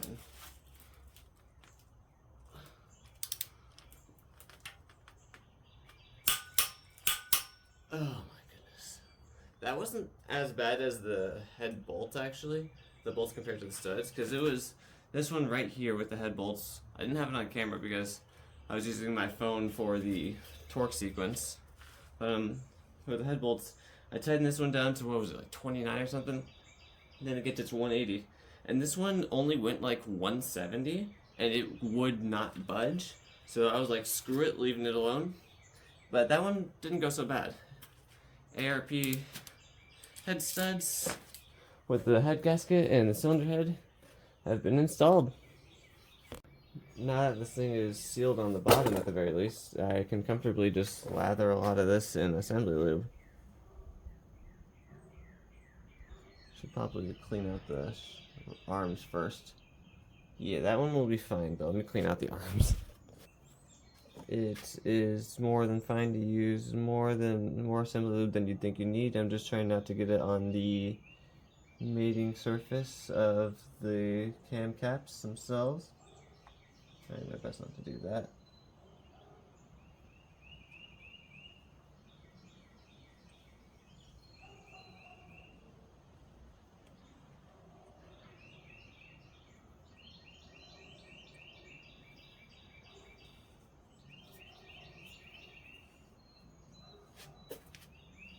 Nice and mostly clean exhaust side camshaft. I'm gonna just put it down since I need to. I don't remember the exact orientation. Oh, I forgot assembly lube. I might have forgotten the spot here and the spot here. I'm gonna wipe the assembly lube off of the mating surface. Don't worry. Just gonna close that.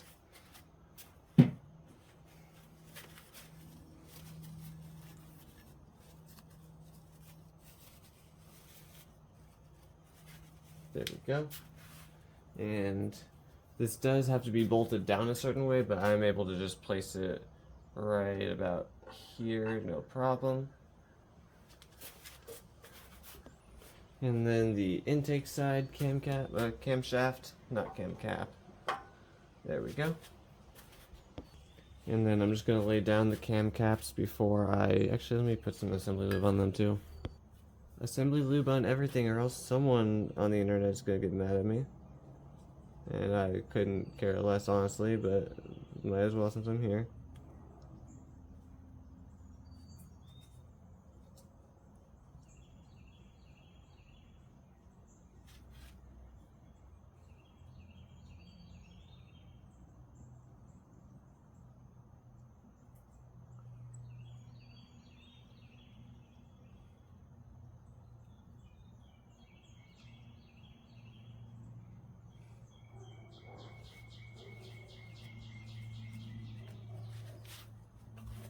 Nice. Intake and exhaust cam cap. This is cam cap number 1. They all face the same direction and they all go on one way. I'm gonna put it on the exhaust side first. Ooh, don't drop them. Ow. Caught it, but it hurt to catch it. Ow.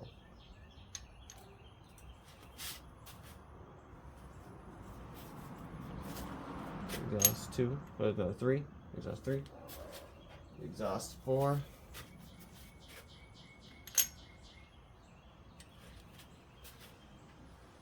Exhaust 5.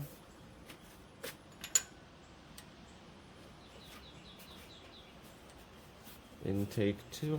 I don't want to drop my paper towel as well. Intake 3.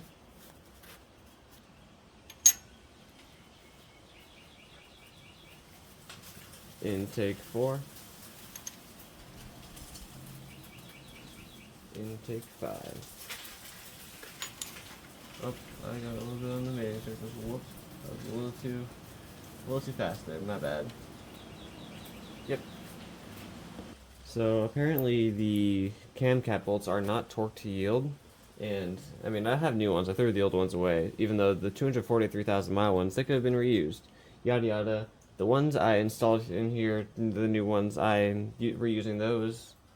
But I did organize them from exhaust and intake from where I put them in. But, one last thing. I'm trying to think. There are 4 of these for the big one. And then 8 of these for each side. So 16 of these ones total, these smaller ones. There's a little bit of a size difference there. I'm not even gonna tighten these down. I'm just literally putting all the bolts in there. I still have to figure out which way the cam shaft gets oriented. Applying a little bit of engine oil to the threads and then the washers, and just oil up the dang bolts. And then this is the pattern, and then this is my dang. I keep on referencing my own video, but I don't know where I thought 16. I thought these went down to 16. I think I snugged them down to 15 foot-pounds. I'm gonna torque them to 14. Right. I have a little cap of engine oil. Every single bolt is just gonna get a little dunk. Come on, washer, work with me.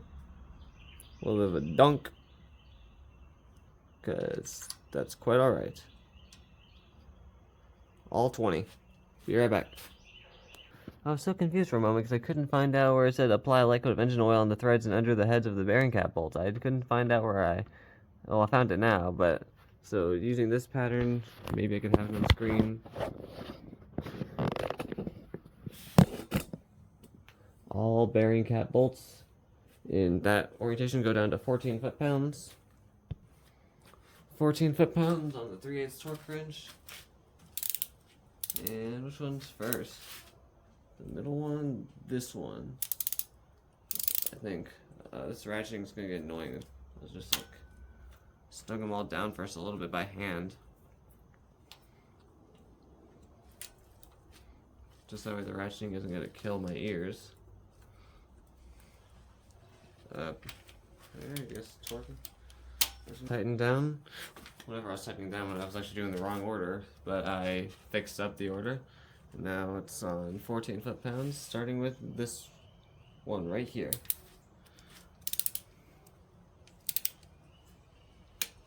Honestly, that feels about right. I don't know why I thought 15 or 16. 14 feels right. Also, for anyone considering the oil in between the cam cap and the cylinder head itself, it all gets pushed out since these surfaces are machined together, so any excess oil will just get pushed out when torquing.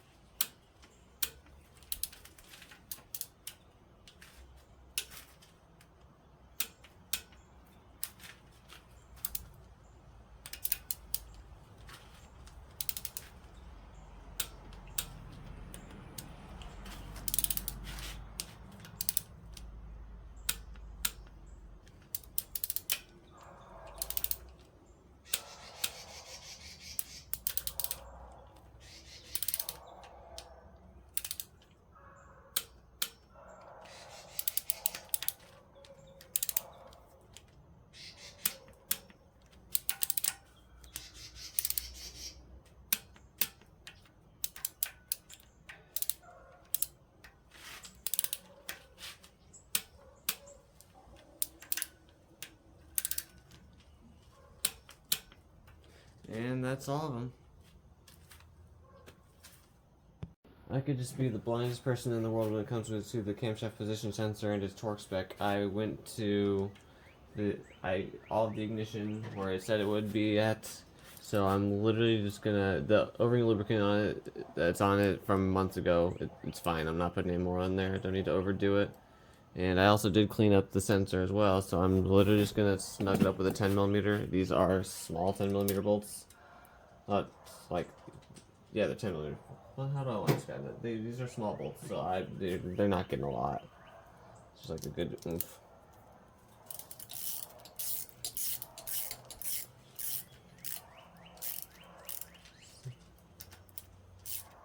Stopped right there on both sides, so just like that. That's all it needs. While we're here, the variable valve time control sensor solenoid, I think it's a solenoid, not a sensor. Yeah, the O-ring in there is nice and tight. There's no torque spec for this. There's just nothing. No torque spec. I can't find anything. And this bolt, I actually broke it last time, so I'm just nice snug. Like a little bit more at max. It ain't coming out. It ain't coming out. And then while we're here, this thingy with this thingy here, this filter, clean it out with some brake clean or buy a new one. Only goes in one way. This steel crush washer. Let me clean this.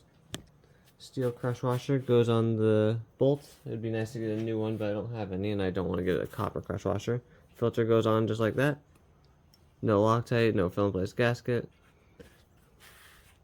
This is a 14mm bolt. This bolt sucks to get to if you're working on it in the car. I showed how to replace it in my 1ZZ, and it was acceptable, but it goes down to 22 foot-pounds with a 14mm bolt, and there's no way you're getting that in the car unless you have a really long wrench. Bam. Get yourself around the engine for a moment for the coolant temp sensor with the new copper crush washer. Goes in right here. I claimed that the 1ZZ had this at 16 foot-pounds and that I didn't know what the torque spec for this one was. Make sure it's snugged up there before you start torquing it down. I don't see this being any different than the 1ZZ torque spec of 16 foot-pounds, so it's going down to 16. Deep 19mm wrench. Only a deep one will work here. Make sure it's actually on there. And 16. That feels way too light. It's just... Are we sure? No, that's not right. So what I'm gonna do... I'm not gonna go crazy on it, but that did not feel right. Just gonna give like a... Just a little bit of a snug. It's a copper crush washer.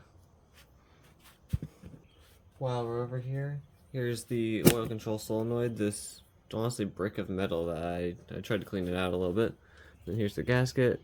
I am reusing the one I had before. I'm not gonna get a new one, especially since I'm not even using lift for a very long time, so this should be just fine the way it is. If it'll fit on there. These darn MLS gaskets. And this side as well. There's a fly coming around here. And this time, I'm actually going to point this thing in there properly. Goes in this way. Does it go in upside down? Just making sure it doesn't. It has that little notch there. Can it go in upside down? Yes, it can. Oh, it can go in any way. Can't it? Yes, it can. I'm just going to put the notch in upward, and if it's wrong, then I'll just fix it later on. And then this gets onto here. For all of these bolts, I'm just going to equally snug them, honestly. If anything, I might email Monkey Wrench Racing to see if they know the torque spec on this. It wouldn't be a bad idea, because I just can't find the torque spec. So keep it all snug for now, shouldn't hurt. And then the variable valve timing sensor that goes with it. Well, I actually did clean this thing out internally, by the way, so it should just be a little easier to move in there. Yep, because I remember last time I had to tap it in there, so as long as I could push it in by hand, then we should be smooth sailing. And then here's the bolt for it.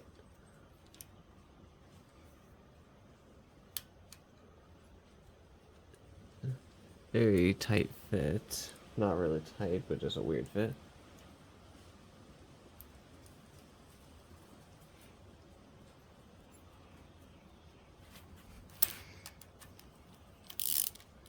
And then no torque spec on the side there, so snug it up, just like that. Lastly, the oil pressure switch for this solenoid, just gonna lather it in some of that, and then screw it on.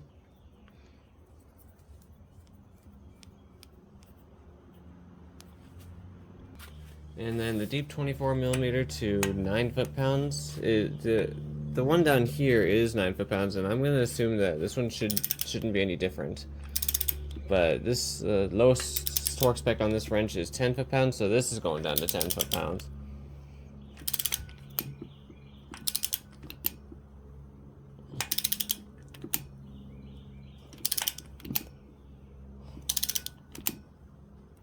Hello? 10 foot-pounds, hello? Oh, how long ago did it reach 10? What? I feel like I think I went way past 10, but whatever. Lastly, don't forget about the 2 ground bolts, and make sure that that these are clean, because these are ground points after all.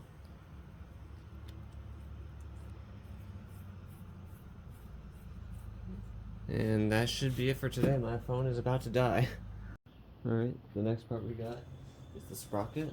I'm making sure this part, what is it called, keyway? Yeah, the set key. Make sure it's facing upward. Then I have the sprocket here for the crankshaft. I cleaned it up as much as possible. Just goes on just like that. And then I believe this little dot faces down toward the oil pump, as much as possible at least. And then I have to line up the camshafts. There's this little dot right here on the tip of my finger. And then there's also a dot here, there's a dot here, and there's a dot here. I had to... Which one is facing where? Before we continue with the camshafts, let me just get the guides on there, but with that, let me show you the difference between the old parts and the new parts. This is the one that goes on the tensioner side. I forget the names of the damper, and wait, let me figure out. So this one is the slipper. It has some very noticeable wear in there. And it also does slide quite easily. And here's the vibration damper. Also has a lot of noticeable wear on the inside. Easier to see off camera in person. Slides. The old OEM chain with 243,000 miles on it has a little bit of play here and there. Like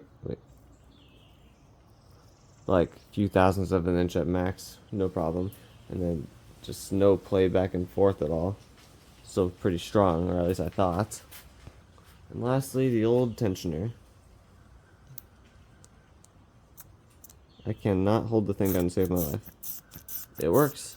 So I put a new seal on there. That is a new seal, but junk. I'm counting it as junk now. Counting those as junk because I got all new parts. Here's the new OEM tensioner, which I threw away the little baggie, but the part number will be on the screen. Works just as the same. Nope, gotta keep that locked. If no skill issue. There we go, lock the tensioner. Here's the new chain. This is an OEM chain, by the way, from Toyota. So then let's look at it. Maybe I'll fix that in editing, who knows. Let me zoom out a moment. Here's how much play it has. I'd say it's like barely a tiny bit more by like a few thousandths of an inch, or maybe even the same. Depends on which link I'm at, but I think it should be fine. And then the guides. These are from Monkey Wrench Racing. These are the QRP parts. Now you might be thinking, why did I not go OEM?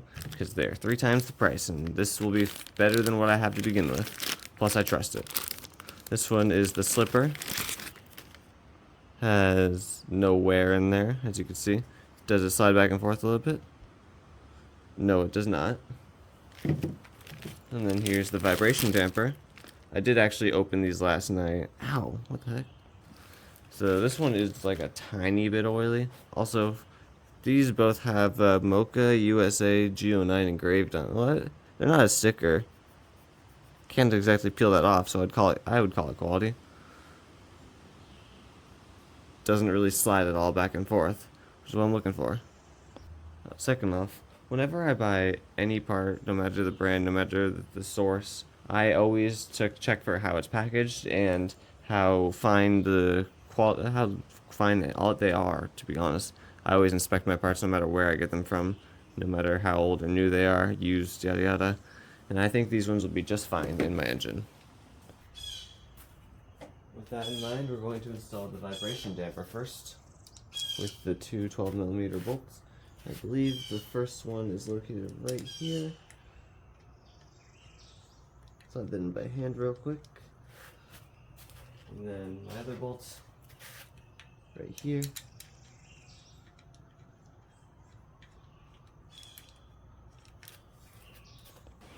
Give them a real quick tug with the 12mm. Quick tug, not torque. That's just tugging them down. And then set it to 15 foot-pounds or 20.5 Newton meters. And just torque them. No Loctite. No Loctite, yeah. No Loctite came off the bolts whenever we're moving, so no Loctite's going on the bolts. And then with a sprocket on here, we're going to align the yellow link. I might have to slide this off and then put the link on there. Link will go, the yellow will go onto this one right here, just like so. Then put that, come on, beautifully in place if I can.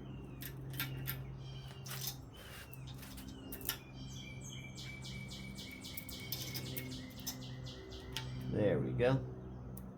And then I'm just going to slide this one over here somewhat, just to have it on there for now, that way it's not moving. I lied. I'm going to actually put it on the vibration damper, so that way it's not moving. And then this 100% is not on the right link yet, I know that. Oh, actually that might be on the right link right there. And then I'm just going to carefully tighten this up all the way. Hello? Oh, I had to go this way, right? Yeah, but there's still tension there. So let me loosen it back up.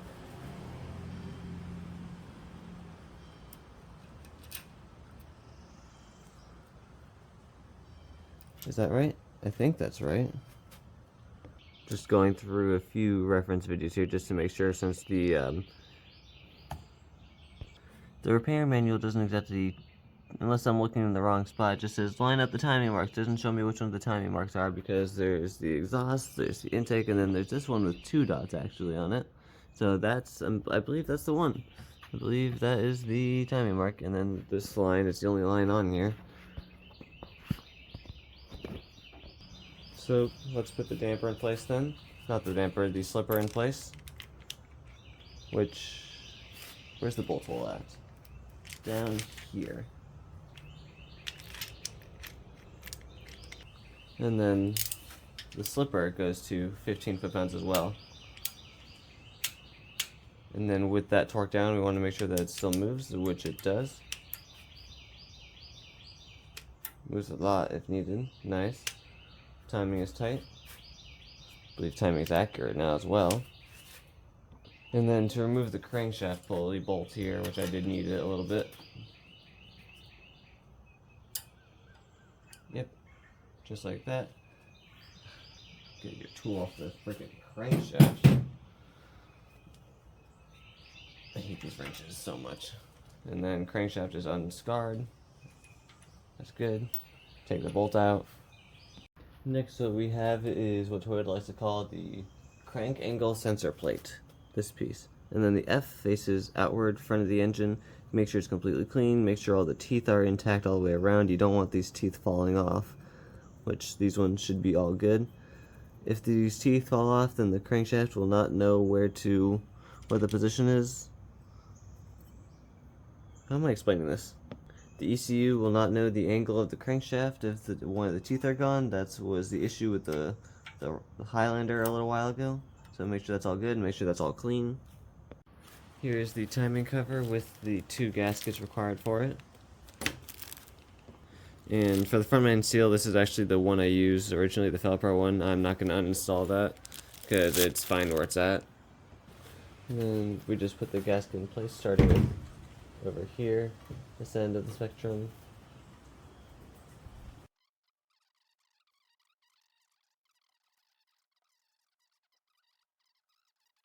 And then this one for the water pump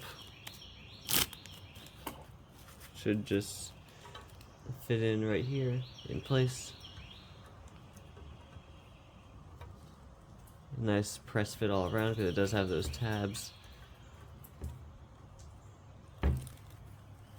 And then we have to apply some packing seal on this spot, and then these 4 corners where the some corners down here where the head meets the block and the girdle meets the block. Those will be, I'm going to do that on the engine side though, but I cleaned out as much here as possible, tried to at least. And then all of the hardware on the side, I did clean off each individual bolt with the brass wire brush that you can barely see on camera. Except this bolt, I have no idea where this bolt goes. And then right here, I'm just going to put a spot. And then right here. And then right here. Right here as well. As the manual instructs. Then we get our timing cover. And then this hole lines up right here, I believe. Yep. And then it just slides into place at the right angle. There's a dowel pin on the block where the alternator sits, so you can use that to line up as well.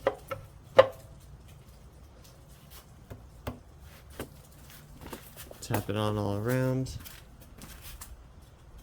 I did put some seal packing on this bolt spot, by the way. Yep, that should be good. We got these 3 bolts. These are the 12mm bolts for the area near the power steering pump. And I know the timing cover doesn't look as clean as the last time I put it on, but all of the spots where the bolts were sitting kind of scraped the paint away, which I'm not really caring about. That's what's going to happen even if I don't know if it would have happened with powder coating, but it was going to happen regardless. And since there's a lot of bolts to put in here, they say 15 minutes, or the repair manual says, actually no, the repair manual says with the Toyota fill in place gasket, this stuff sets in 3 minutes, and the Ultra Gray, I think, sets in 15, so what I'm going to do is snug all of these bolts down, going from corner to corner most likely here.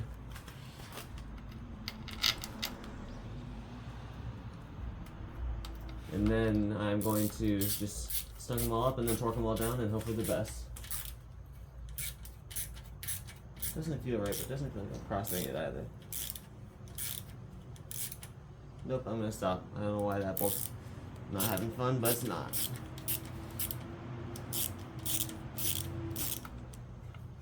What happened with this bolt? Did I cross thread you? I might have just cross threaded it. Oh well, it didn't go far in the block.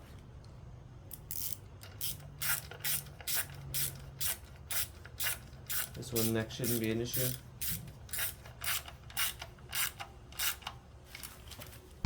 I should probably have the bolts on hand somewhat.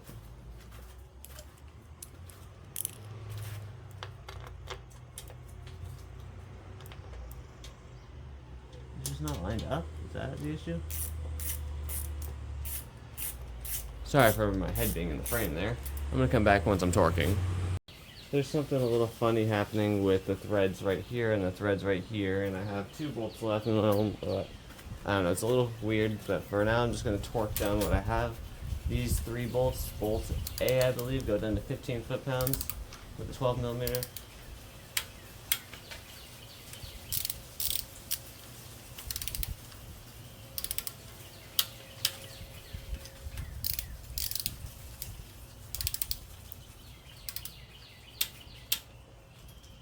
Yep, 1, 2, 3.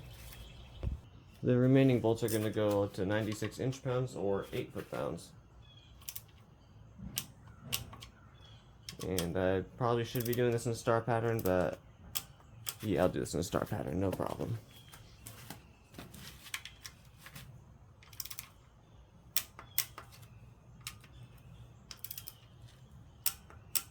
I don't know about this bolt though. It says this is also a B bolt, but this one and this one, which is somehow missing a bolt now, are cross-threaded in the block, I believe. It didn't feel like I was cross-threading them. It felt like I was threading them in normally. I even reverse threaded it so that way I would not do that, but who knows.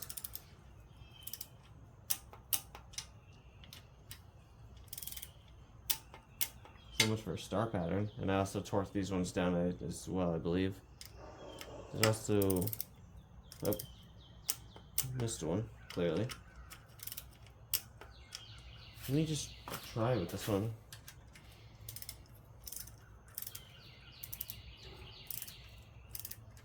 Because there's also this bolt, which I cleaned off, but it doesn't, it's not long enough to go in there, and then it might just go right here, but that's, some of these are water pump bolts. That's for the the crankshaft wire. So there's one in there. I'm confused. Why is this so confusing all of a sudden? Did you torque down eventually? Did I... Maybe because I put this in at the wrong angle? Right, maybe someone can educate me. So I put my vice grips in between this part right here because I thought it wasn't squeezed out of the way. So I put my vice grips there and it was still kind of bending back a little bit even. But then I torque this one down, and actually let me just show you. So I torque any other bolt down, good crack, and then listen to this one. But not only that, there's like green liquid right here, and I know this thing blew a head gasket and it had some green coolant in it, but there's no cracks in the block.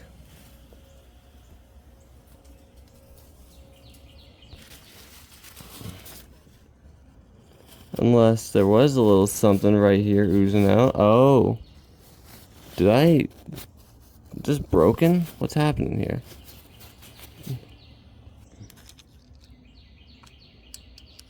Did I accidentally break this? I hope not. I don't see any other damage around, and I really don't want to take the timing cover off for this. Can anyone see that? I guess there was a little bit of stuff in the threads there in the timing. I'm confused on why there would be though, because this block and this girdle were hot tanked. But that's where I heard the pop, right there, and there was a little bit. But those are the threads. That's not even like the inside of the block or anything. It's just the threads there. But there was nothing stuck in the timing cover whenever I removed it. Nothing broke while taking everything apart again. This bolt is long enough to go through here, and the other bolt is not long enough to go through here. I'd say someone let me know if I messed this up or not, but I think this should be fine, because worst case scenario, this is just the threads. I think this should still be fine. I just don't know why it was doing that, unless the entire timing cover itself was warped, but that's very rare to happen. Especially when it was just sitting out in the cold and the warm weather of Florida for the past like month or two. And I still don't know where this bolt goes. It was in the same box. I'm guessing this has to be bolt D, but that's water pump stuff, because it also counts the water pump as some of the bolts here. And look, like this even, I guess this threads into place right here. 6 bolts for the water pump. I'm not gonna put the gasket on yet. Goes on something like, oh wait, I think down here fits like this. Yeah, and then that's one of the bolts for the water pump. So unless I just like mixed up a bolt or two and wherever the heck I just put it, unless this is somehow a water pump bolt, which it shouldn't be, because that's for the sensor, that one down there is for the sensor. All of these bolts are in here. There's nothing missing from my knowledge. We're going to move along to the water pump installation. Here's the O-ring. We're going to see what I was or wasn't missing. Who knows?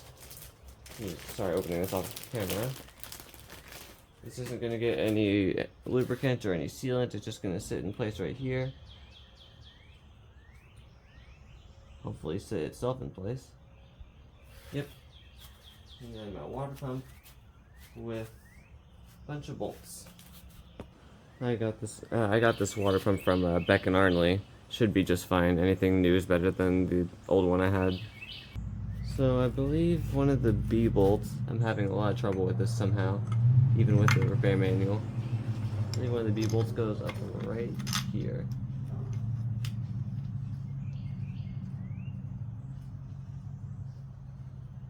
Just thread in nicely is all I ask.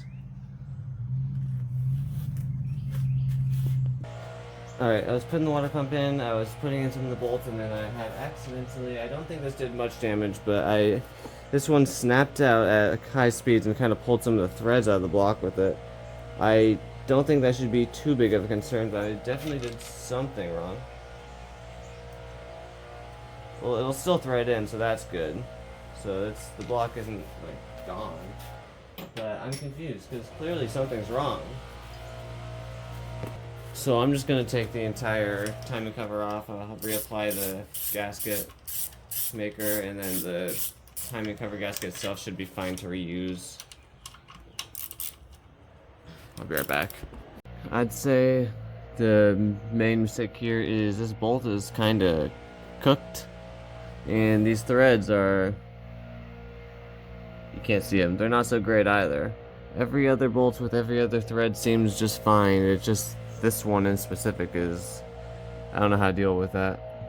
My guess is maybe the second best possible outcome happened. So I'm cleaning out the, ow! So I'm trying to clean out there's a lot of dirt in this hole apparently. I'm trying to clean out the threads with a lot of different things, but like, I think there's a small hole right here that just leads to the back of the threads. I think that's the only thing that happened. Yeah, look at this. I can poke straight through it. There's just a lot of crap in that hole. The pick tool goes straight through. You can see it kind of rotating right there. Maybe not. Let me try to get the flashlight on so you can see.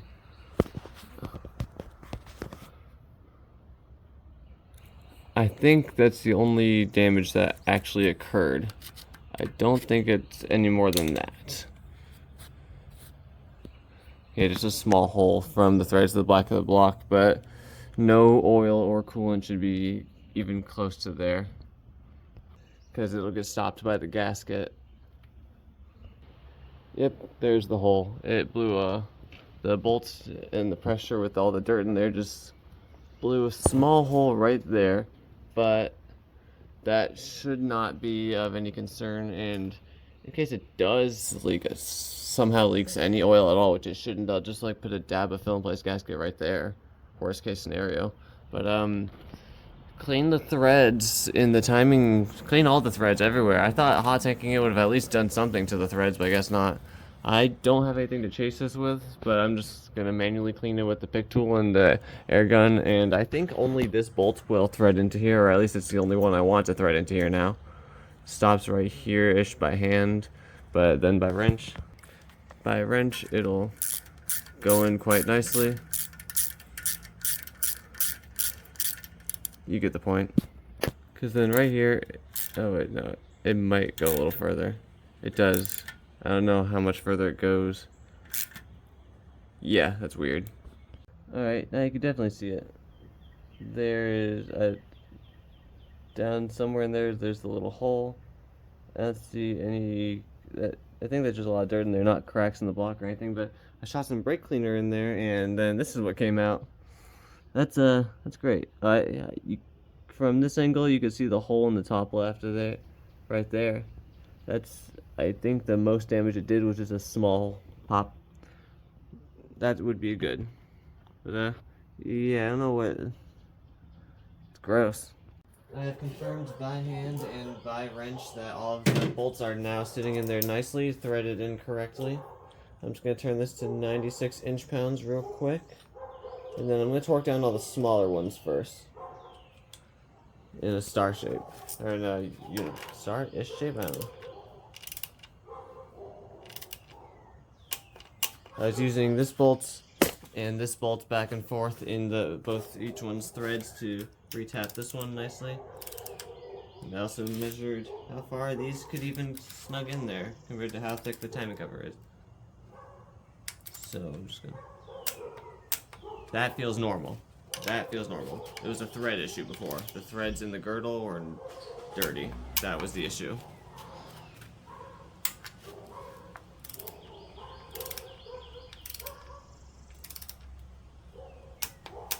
Same with this one right here. This one was also having issues. It didn't break a small hole in the outside of the block compared to that one, but I had to clean it out as well. And I did inspect all the other threads on this. That's fine. That noise is just most likely the paint. Or the fact that there might be something wrong in there as well, but it did torque down nicely, just with the noise.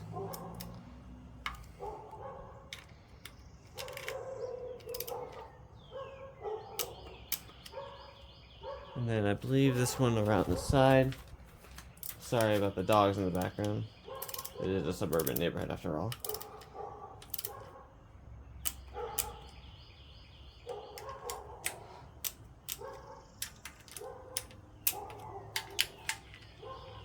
Can't see it.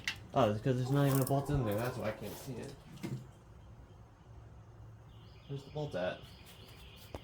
Well, until I find that bolt, let's just torque these ones down to 15 foot-pounds. Starting with the middle one.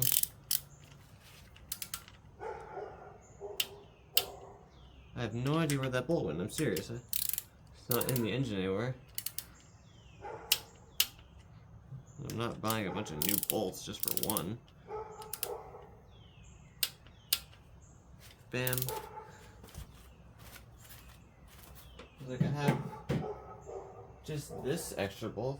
No, wait, did I see it just now? No, it's a Crankshaft Pulley bolt. What the? I have this extra one. I don't know where that goes. I would think right here, but we have enough for the water pump. Unless I mixed up some while disassembling to begin with, which I highly doubt I did. I'm not using a valve cover bolt, am I? No, the valve cover bolts are different than the timing cover bolt, so I couldn't, even if I wanted to. So, with those ones torqued down, I'm just going to retorque all of these.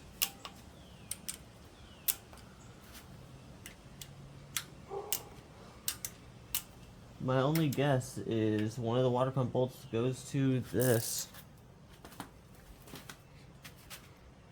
And I just mixed up a few bolts. I counted them. I had all the bolts before I put it back on. No bolts are inside the cover either.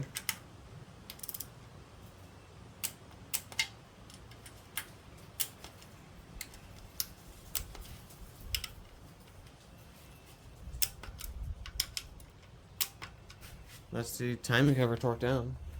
Alright, my only possible explanation other than having the water pump on right now is that last tiny bolt that I had. I'm going to put it on this corner since it fits there. And then I moved that corner bolt to this one right here. So that way I'm at least not missing any bolts.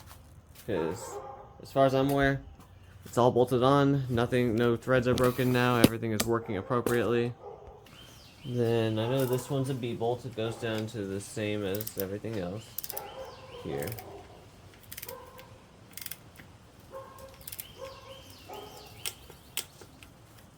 Apparently this one, unless I'm getting something wrong here, goes to 8 foot-pounds, which was the 96 inch-pounds, and then the rest of these go to 80 inch-pounds, which is what the torque wrench is set to now. So I should probably be doing this in a more uniform manner, since the water pump gasket's on there. If anything, that would be the bottom bolt then. I guess I'm just trying to be a little too perfect with this. And I do need an extension, because these bolts are a little hard to reach. Could not imagine doing this in the car.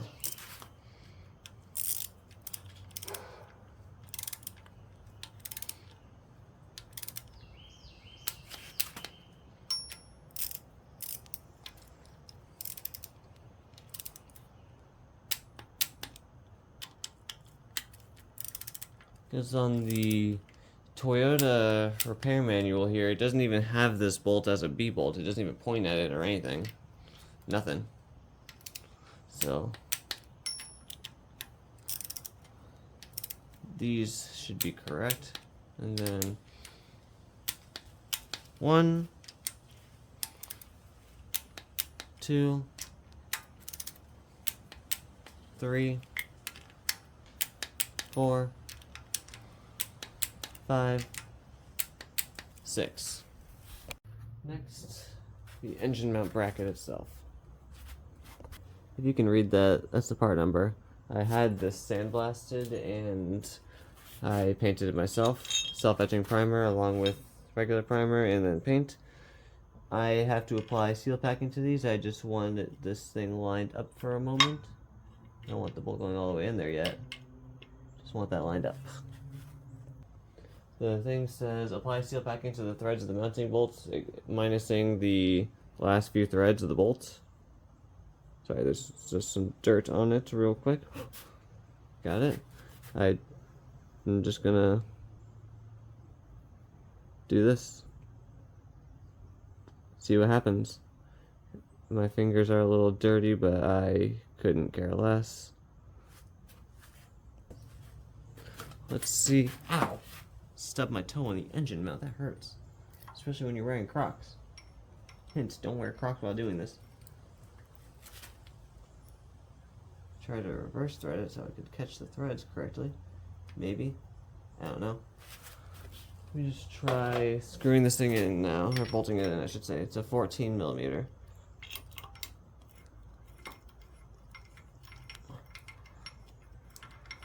Yep.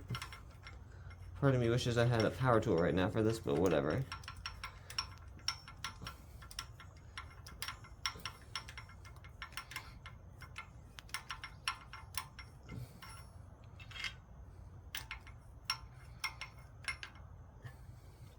And then we're going to do the same to this bolt while it's here. Except for the fact that we're going to take this out a moment.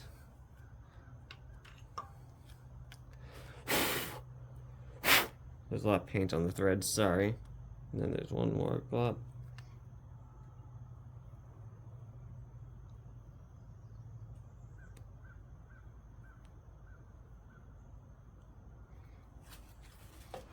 That seal packing should be able to apply itself on the threads. I don't want to get my fingers dirty again, but I kind of have to.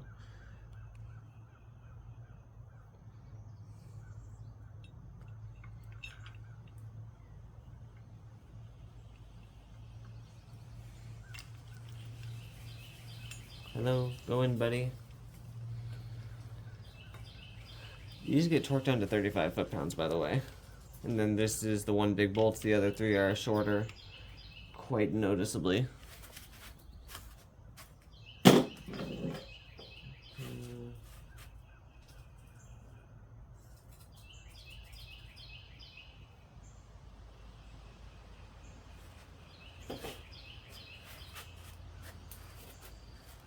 Definitely a good idea to wear gloves while doing this so you don't have to do what I'm doing, but we ball. In theory, ideally you would clean out the bracket too, you know? So you're not pushing any old gasket out of the holes here. The threads are clean, but the bracket holes not so much. But that's fine. Like I said, we ball.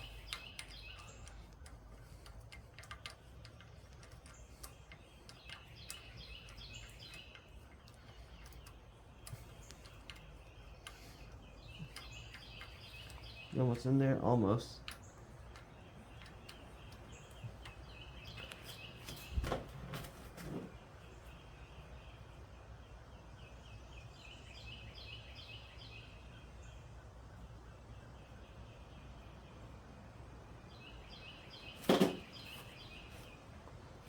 Got seal packing on both my hands now. Great. Whatever.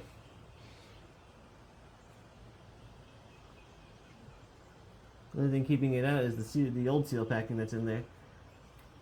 Just push on through and not care. And then there's definitely seal packing on my socket now. That's great. This can get messy. I ran out of gloves and I clearly didn't care. but that does need to be cleaned off as soon as I get the chance.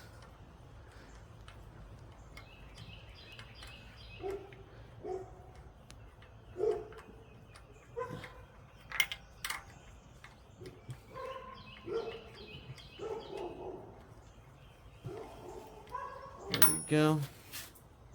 Then grab your torque wrench, that's a 35 foot-pounds, and your 14mm that you lathered in fill-in-place gasket because you didn't have any gloves.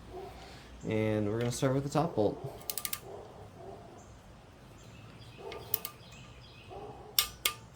.35. Then I'm going to go to this side bolt over here. There's no specific orientation for it, you just star pattern, which I should probably do this one as a star pattern next.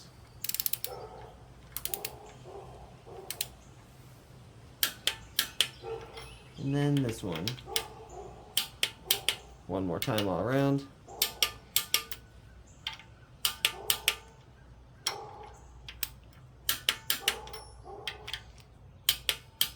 And that's that. Here's an OEM chain tensioner. I had put a little bit of O-ring lube on the new seal because it wouldn't hurt. Then we're going to not touch the lubricant on there. It only goes in one way. Because, let's see, you try to put it in the right way, it goes in. Try to put it the wrong way, does not fit. Even then the oil feed hole does need to face toward the inside of the engine. So put it on there. With the hook in this position, by the way. Just like that. You heard the tensioner in there. Or the chain in there. I saw the chain. And the two nuts. Also, I did clean off all of the hardware. So these are the original nuts that were on this, but I hit them with a wire brush and they look brand new, I shall say. So just get those on there. And then these go down to 80 inch-pounds as well.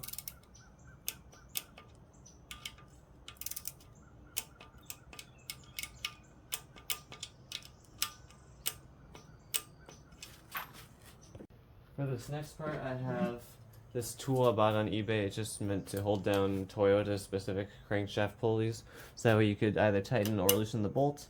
So what I'm going to do is I'm going to take a extension, shallow 19, or just a deep 19 will work too. I'm not torquing it down, I just need to tighten it enough right now.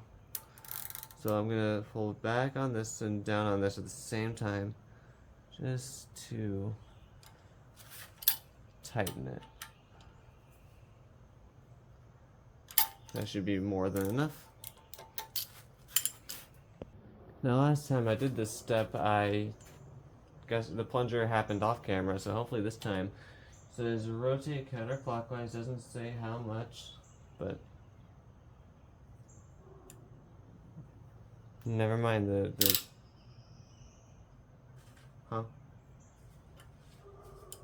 that's okay, that's crazy. Let's see how well you can see it on camera. Down there. Focus. Focus a little harder, please. It's unhooked. The tensioner is unhooked. That's the second time where I tried to unhook it the right way and it just doesn't. Also, that's really tight timing. Oh my goodness. And that's, I mean, yeah. Now I'm going to turn it 360 degrees and see if these two marks line back up. I'm only going to turn it over once though. Ooh. I don't like how rough that is, but it doesn't.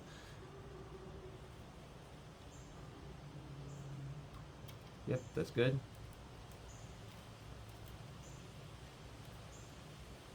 Doesn't feel like anything's stuck. Just feels like a lot of friction is in play here.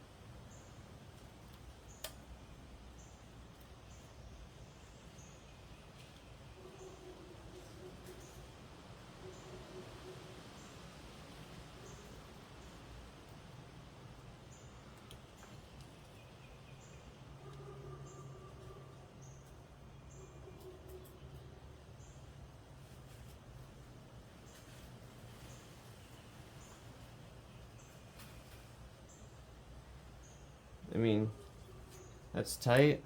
This is past the way past. This is past the zero down here on the crank. Not like way past, but that's very tight timing.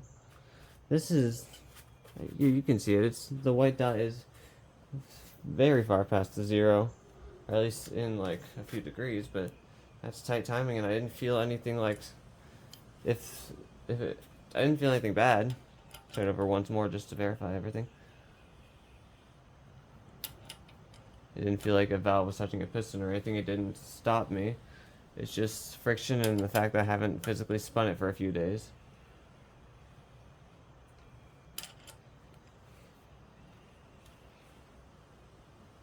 Let's put this at the 0 marker. And wait. Nope, that was only half a rotation. Whoops. I did this last time as well. I just rotated a lot because I was trying to get the paint markers to line up, which the paint markers don't line up, and that's supposed to happen. But oh, I heard compression. Oh my god! I made a bloop. I heard that bloop sound. I heard that. That was cute. But getting this thing to line up. Yeah, I think it's in time now. I think it's properly in time. So this is the belt tensioner that came with the engine. I broke the hydraulic. There's a crack in the arm, and this bearing is a good bearing. But we go over to, I bought this one from Norcal Celly Shop. There's no crack in it. The hydraulic is fine, and the bearing on this one, it's a bad bearing, but I was gonna replace it regardless. So what we're gonna do, take the big old bolt, line it up right in here, and you gotta line up the hydraulic at the same time. Reverse thread this one until you hear the pops, that way you're not cross threading it. And then same with this. And you do have to get the chain tensioner on before the belt tensioner, because with the belt tensioner tightened all the way down, there's not enough space right here for the chain tensioner to get out if you need to remove it. So well, you don't have to remove the belt tensioner entirely, but you just have to have it loose enough to where you can move it like a good half an inch or so. And then this one, if I could find the torque spec, they tell you to put the chain tensioner in here before the belt tensioner. Let's see. Belt tensioner for the 2ZZ, the bolts gets torqued down to 74 foot-pounds. That's a lot. And then the nuts goes down to 21. So apparently this pulley goes down to 87 foot-pounds. Got this tool off of eBay. Goes right on the pulley, with these 2 screws going into these 2 threaded parts on the pulley as well. Then we put our breaker bar in position here, half inch. And then we get our torque wrench, that's 87 foot-pounds as per the manual on the laptop. With a shallow 19mm I'm choosing to use. I have a deep 19, but I don't want to grab it. And then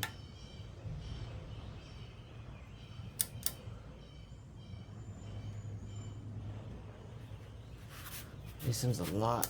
Wow. Scary. But it's proper. 87 foot-pounds.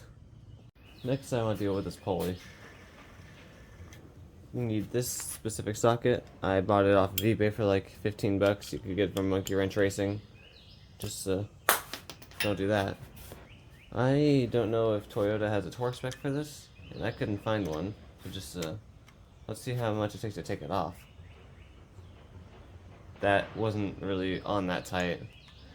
I wanted to try to take a 12.12 millimeter. I wasn't going to use that to break it loose, but will it fit on here? 12.12 mil will not fit on here yet. So this is a 12 millimeter socket.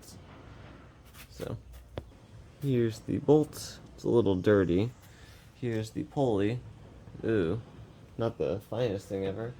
And I know TSR Garage didn't figure out which way it came off or it went on or whatever. Like, he was questioning whether this side was forward or this side was forward. For me, this side here is forward, but it doesn't look like it'll make a difference. But just to note that down. And then I just gave it a quick wipe down. Didn't need the brass brush, just wiping it down, honestly. And to get the other pulley off, I had decided to just put this one on the stand as well. I didn't actually torque it down, or the bolt, but just enough to get this one broken loose, I think should be. If I can The nut on this one's a little more rough. And I guess I need to tighten this down just a smidge. Yep. There we go. Just like that. Here's a side-by-side of so let me get the tripod working, sorry. This is the arm I got from Norcal. I just cleaned it up a little bit, no pulley on there. And then this is the one that came from the car. Has a crack in it, the hex is bad. Also, this is 18.5 millimeters. So for this tensioner part, usually you need a very shallow 19 millimeter, and it just barely fits on there. I think this thing is like a 3/8, but I could be wrong. It is 18.4. This one's like a few thousandths of an inch off, but it's like 18.4 to 18.5 millimeters in diameter. For anyone wondering, it's not 18, it's not 19, it's like 18.5, which is also why you don't use any 12 points or any open-ended wrenches on this, because they will slip and strip this thing easily. Also, the fact that this thing is freaking aluminum. One day in the future, I want to just get one of these, take it apart, and make a mold with it of cast. I want to see what a steel one of the. I don't know if changing the material would be a good idea, but if I can make this into a stronger material, I want to try that one day. Here's the pulley that came from the one from Norcal. The washers are the same, the bolts are the same, except for this one is chewed up, so I'm going to reuse this one. And I'm going to clean them off with a wire brush. So I cleaned up the arm a little bit more, I cleaned up the washer as best as I could, same with the nuts, and the bolts and the nuts. And I found out that this is actually not an OEM pulley. This one, Japan, Koyo, this is an OEM pulley. This one was replaced already, so I don't know how old it is, but it's new. So I'm just gonna put it on. Also, this piece literally fell out. I didn't even touch it. It just fell out on its own. That's funny. And then this one, it just doesn't. So, yep, new pulley. I'm happy. Step one is to put the cleaned off bolt, cleaned off tensioner, cleaned off everything, except for like the tip of the hydraulic here. I guess I could. Get the bolt in there, get the nut on there, cleaned off bolts, cleaned off nuts, cleaned off everything. These will get tightened down.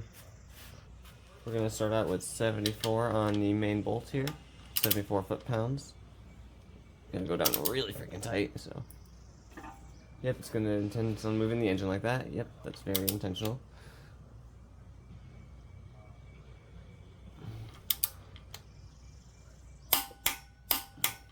Yep.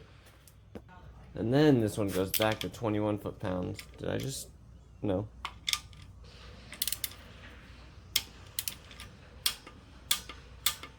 Yep. And then the moment you've all been waiting for, Dayco branded bearing with the China NSK. I think it only goes on one way. You tell me. Well, I mean, it can go on both ways, but I'm going to put it on this way. With your freshly cleaned off washer and bolt. This didn't have any Loctite coming off, so I'm not going to put any Loctite on there going on.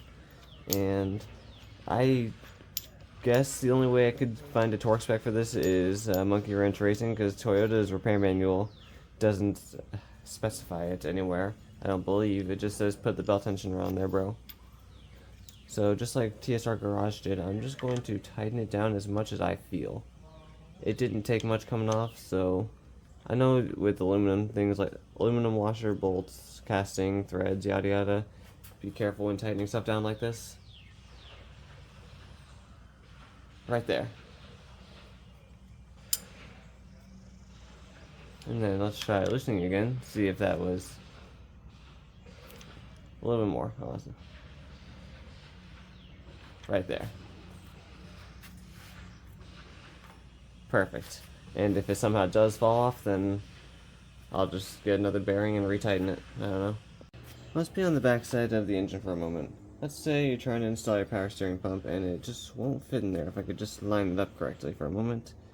Won't fit in there. These tabs here are way too far inward, I guess, and it just won't go. So what I'm going to do, I'm going to attempt to slightly, I know what I did last time, but I want to see how much I can do like this first. Lightly tap with the hammer. not really working out for me. So I'm going to take the step back with the camera.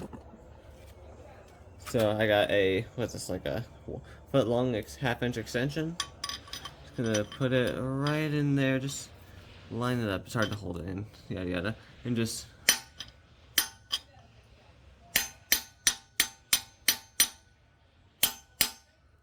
lightly tap it with the hammer. That's not lightly tapping it, but you get the one. That one physically moved, I saw it. That one moved as well. Now, how easy is that inside the car? Hell if I know. But what I do know now is that this will fit right in place. And then while we're over here, I'm going to take I cleaned off the bolts, by the way. Look how nice it's cleaned off. Just know that it wasn't zinc coated before. Well, it was zinc coated, but it wasn't colored like that. Just going to put the top bolts in first. And the bolt's going in this way, because if I were to put the bolt in this way, then whenever you try to remove the pump from the car, if you try to remove the pump from the car like this, then the bolt would interfere with the frame, and you wouldn't be able to get the bolt out, and then you'd have to like pull the entire motor just for a power steering pump.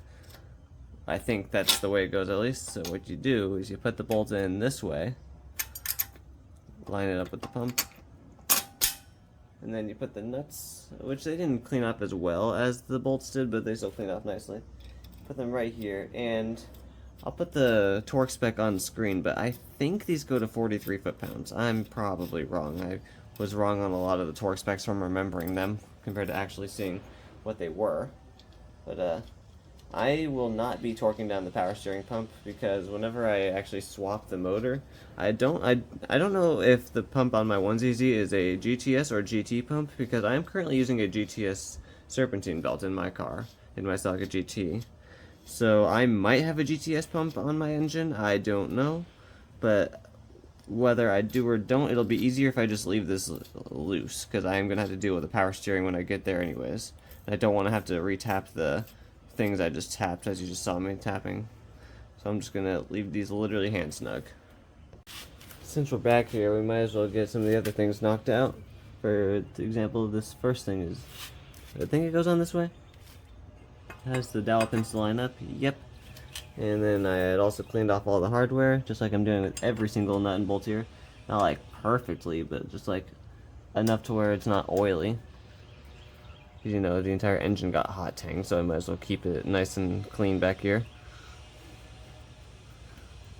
I don't know the torque spec for these, just like a lot of things I don't know. But last time I did put Loctite on these bolts before snugging them down. I didn't see any Loctite on them whenever they first came off, so I don't think these are getting any Loctite. I'm not putting any on it this time. But I will try to find anything for a torque spec, and I'll put it on screen. Alright, you had your fun moment. All three of these bolts here with the 14mm. I would not want to loosen these with a 1/4 inch 14. Only ½ inch would be nice. 3/8 maybe. These are tight on there. I think I just impact gun I think I used to get these off originally. Also, with this bracket, I think there is a small difference between the ones on an automatic, which this engine came from an automatic, and then the ones on the manual, because TSR Garage might have found a measurement difference between the two. But on Monkey Wrench Racing's page, this piece right here, number 18 in the diagram, works with all C-Series 5 and 6-speed transmissions, needed from automatic to manual, 2000 to 2005 Salca. It does not say there's a difference between the automatic and manual brackets. Sorry for the shitty camera work, oh my goodness, I'm just looking at the screen. But I'm not finding a torque spec. I don't really like using AI for stuff, but where is it getting this from? 35 to 36. Because I just want to know what it's... Oh, that's cool. While I'm here, the heat insulators, the things I painted black around the exhaust manifold, those go down to 20 foot-pounds. I did not know that. Rear engine mounting bracket for the axle. What are these ones? New meters, foot-pounds on the right. Foot-pounds on the right. 47 foot-pounds. On this thing? Really? 47 foot-pounds. I'm going to start with I need an extension. Wow, that's crazy. It's just in a really tight spot.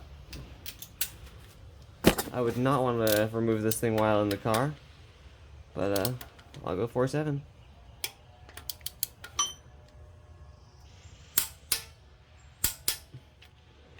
I don't like how that's pulling on the entire engine, but sure.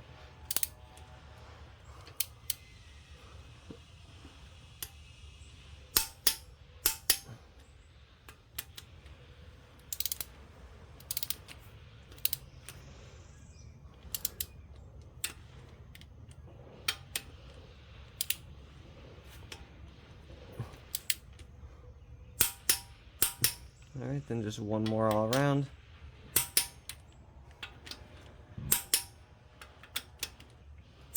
$47 foot-pounds.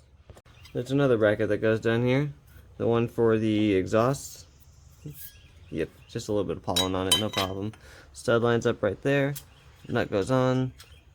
Torque spec will be on screen now, even though I'm about to look at it. I think these are also 14mm. Hello? Am I lining it up? I'm not lining it up, that's the thing. There we go. So, from what I found in that same document, it's called the exhaust manifold stay, and it goes down to 37 foot-pounds. That's not too bad. That feels about right, actually.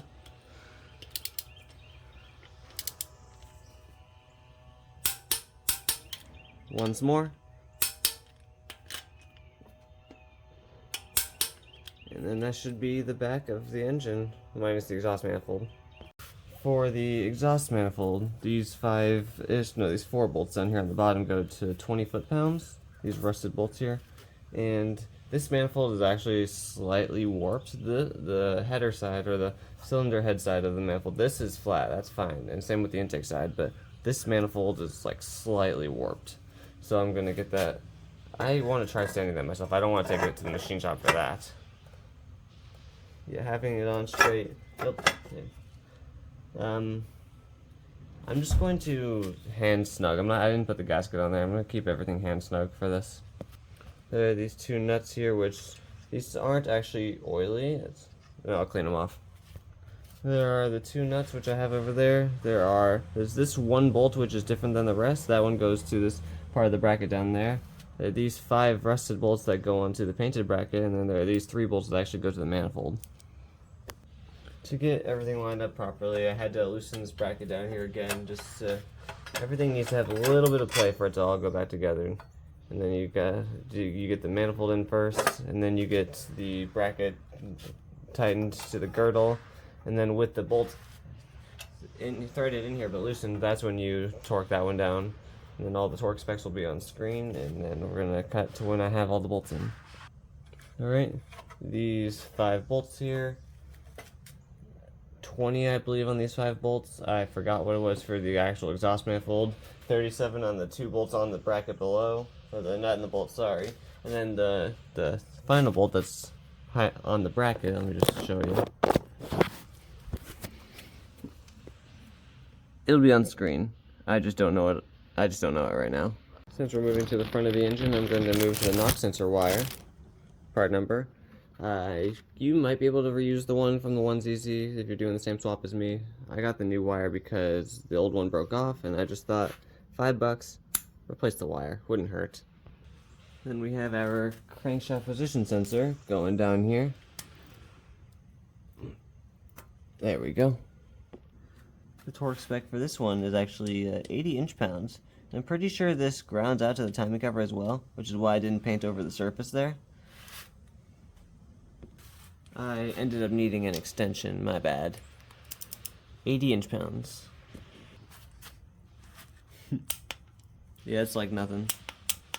And then there's also this bolt up here. It just feeds up right into the timing cover as well. I would say just snug that up, but I have the torque wrench in hand, so I'm just going to also put that to 80. Because it wouldn't hurt. There we go. Cleaned off the sensor as much as possible. Shoot. There we go. 80 inch-pounds on that one as well. Oh, you did. Can you even see that? Yeah, I think you can see that on camera. Water bypass gaskets. So these parts, these gaskets are stamped steel, and there's the circle extrusions coming like upward through this side right here, whoop, and down this side, down. So I want this, I don't know how it should go, but I want to have this steel stamping into the block, if anything. And whenever I looked it up on Google how they should be placed, it didn't exactly know what I was talking about, or I didn't ask the right questions. But this one goes around the side of the cylinder head. This one goes on right there. It's a little hard to line up. I couldn't line it up last time I did this because I had that bolt there. Speaking of that bolt, here it is, all nice and clean. I didn't even have to clean it, but I did drop it. There's also this bolt that goes around the side here. And then these two nuts that go on here. And then everything is going down to 80 inch-pounds. This, 80 inch-pounds. Apparently. The one on the side, 80 inch-pounds. These two, 80 inch-pounds.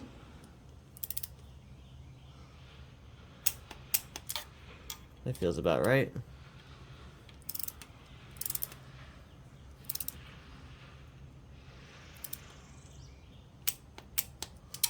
One more time just for this gasket.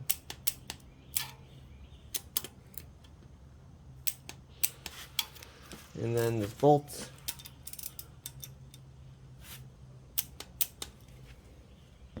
And then the silly bolt on the side of the cylinder head, which is actually 12mm by the way. 80 inch-pounds. Because wouldn't hurt.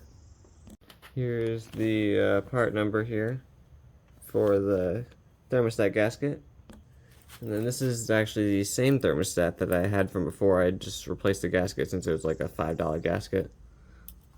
Whenever I had to get the block hot tanked, I had to remove everything from it, so I included this. I didn't want to reuse those gaskets after torquing them down. They probably would have been fine, but I chose not to. And then with this dial facing up, within 10 degrees either side, but there is this indicator right here on the block to help you with that. Housing goes on. And then these nuts. Guess what torque they go to? If you guessed 80 inch-pounds, you'd be correct. Give yourself a pat on the back. All the cooling stuff goes down to 80 inch-pounds.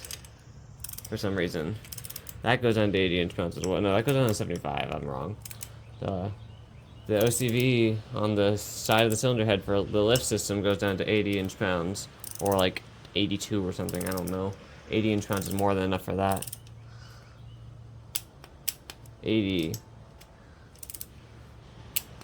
80. One more time. Bam. That ain't going anywhere. I intentionally routed this around the thermostat, because I think that's how it was originally. But this pipe needs to go back on. Hopefully it'll go on easily. It is a new pipe after all, with very squishy rubber.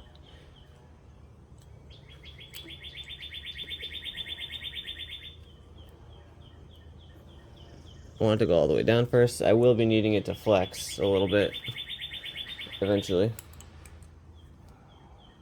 I'm not going to put the hose clamp on it yet because, like I said, I need it to flex.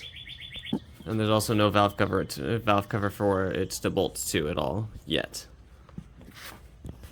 Water pump pulley.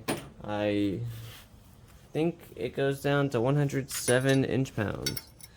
Trying not to get in the way of the camera here. That's not a threaded bolt. There's the threads. And then the way I torqued this down last time was to use the pair of vice grips. I plan on doing that again. There we go. This time I positioned the vice grips to be up against the crankshaft pulley instead of the paint. I do not need an extension on this one. 107 inch-pounds is going to.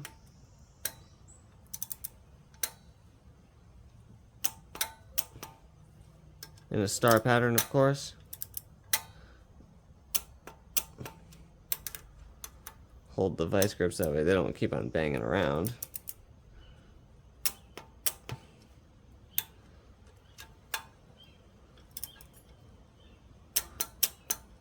And then once again, star pattern this.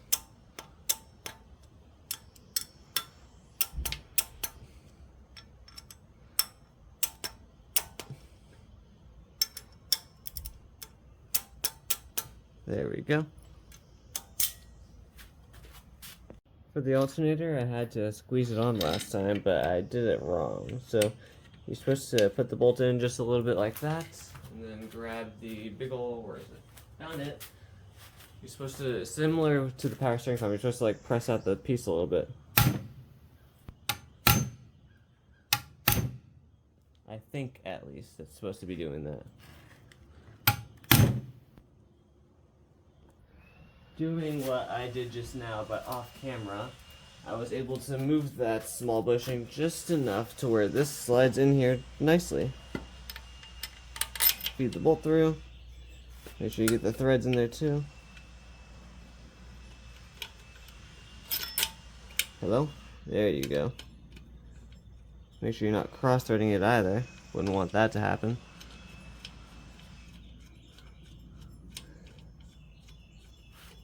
Yep. And then just leave that hand snug for a moment. Not even hand snug. It's not even snug, honestly. Leave that dripping for a moment because I do need the other bolt, which I cleaned off as much as possible, by the way. Move that out of the way so you don't ruin the paint on it, which I had already done.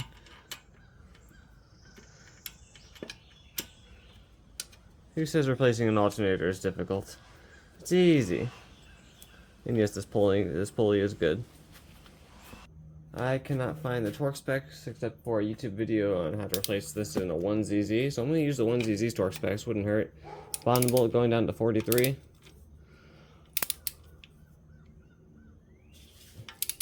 It's a 14mm.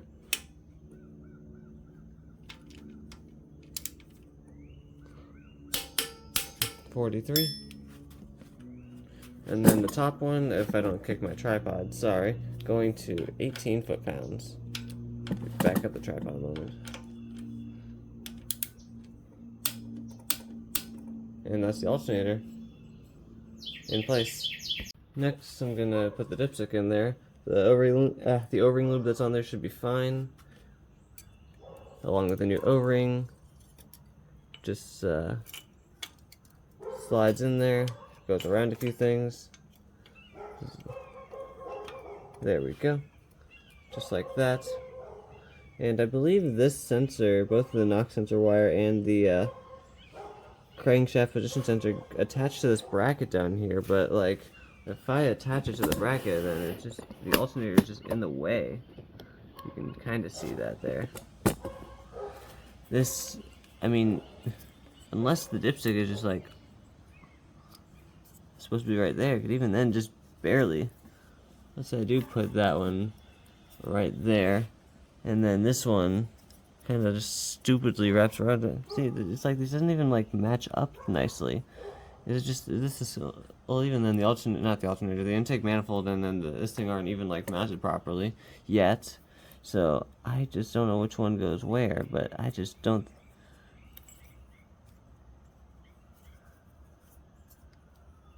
Yeah, it's a little confusing, which is also why I mounted this. Unless, oh, that's probably why right there.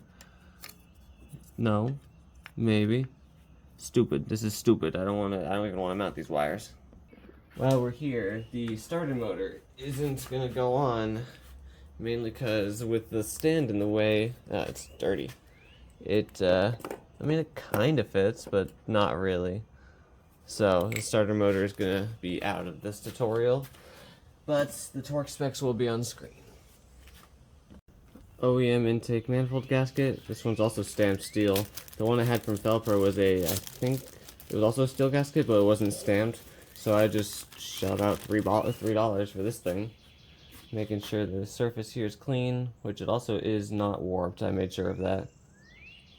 And then it just goes on one way, though I'd rather the stamping go into the cylinder head, just like with the water bypass. Just a really thin gasket, so I'm just trying to make sure it's correct, like the circle part is. Either way, I'm not torquing this down because Oh, it does only go on one way. Oh, it does only go on one way. It's shaped differently, so this does only go on one way. Wow. I tried putting it on the other way and it just didn't work, so it only goes on one way. That's crazy. And then get your very interestingly painted intake manifold. Because who doesn't paint the intake manifold? And just get the bottom bolt right here lined up. Where's the bolt hole? There's the bolt hole. Need to get that one lined up first. Sorry. Where is it? There it is. I see it now. Underneath the valve, or the solenoid. And then the solenoid is not in the way. I refuse to believe the solenoid's in the way. What's in the way? Brother. Silly me, the oil dipstick tube was in the way. Though, between the, what is it, oil ventilation pipe, I think, and then the oil dipstick, I know this bolt goes in right here, and I may or may not have cross-threaded it with this bolt, and then continued to screw it in, so the threads are, like, correct with this 12mm bolts, but they are at an angle now in the intake manifold. And I don't really care about that. We also got this bracket, which goes down through here, right? Yes. There's an alternator bolt as well, which this bolt's the same as this one right here. Will go on top of the alternator. And then there is one that goes on the intake manifold. Should be somewhere over here. There's a lot of nuts and bolts. Let's pick and choose a little bit, shall we? I know this one is the 14. Goes underneath the intake manifold right here. Not torquing any of these down, by the way, just leaving them, not even snugging them down. There's a lot of bolts. I would think the longer one goes here, just like it did on my 1ZZ. Maybe.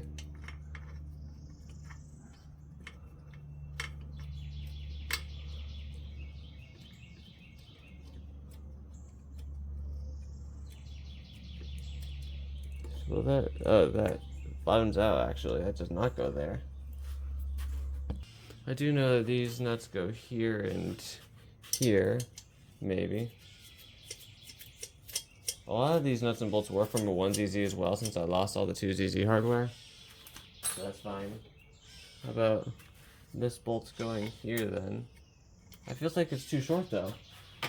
So then these two bolts. Maybe? I would rather have the longer bolts in there if I can. How far will this thread into the head?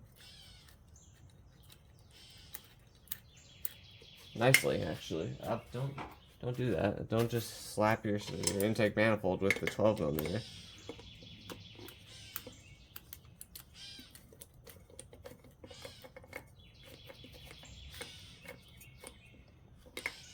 There we go. Then I think one of these goes right here.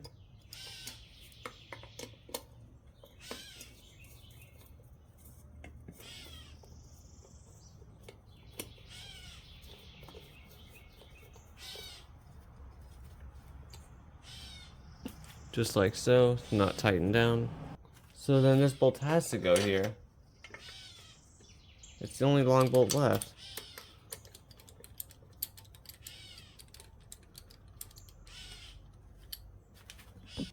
Maybe it does go there, maybe it doesn't. But while we're here, let's get this bracket on there, which I know won't go on all the way until the intake manifold is torqued down, just because it's being blocked by like a few millimeters. But I do know I can at least try to feed the bolt in there. Try.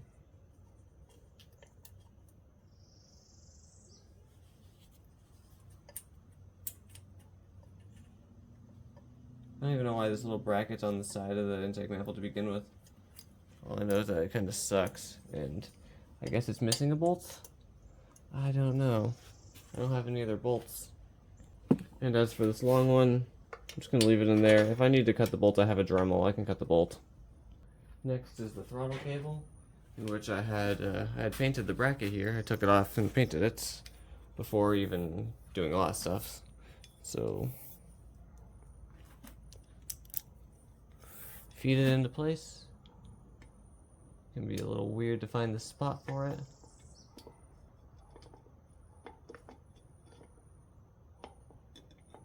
Like impossible. Oh my goodness. Also, I'm also gave myself the worst possible angle.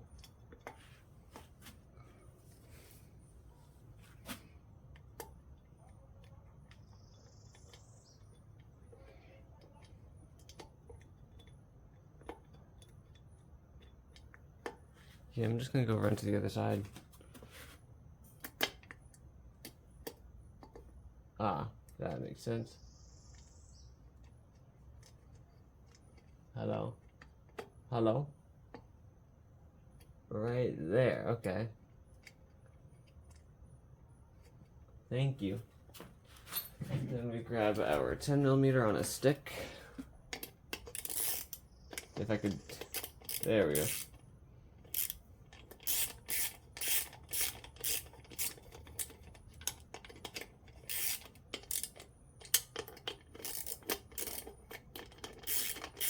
That was actually at an angle.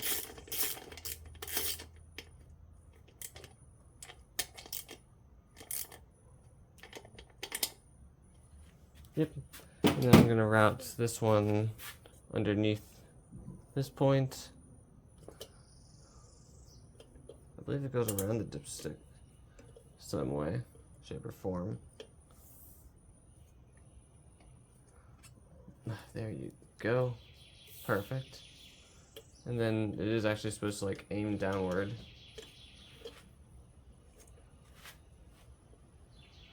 Because it's supposed to go from here, aim downward into the actual part of the throttle. So this is fine. Here's the part number for the throttle body gasket. I didn't go OEM with this one because I was looking for a stamped steel gasket, which this one was. It's not exactly about, I mean, yeah, I would use mostly, if not everything, OEM.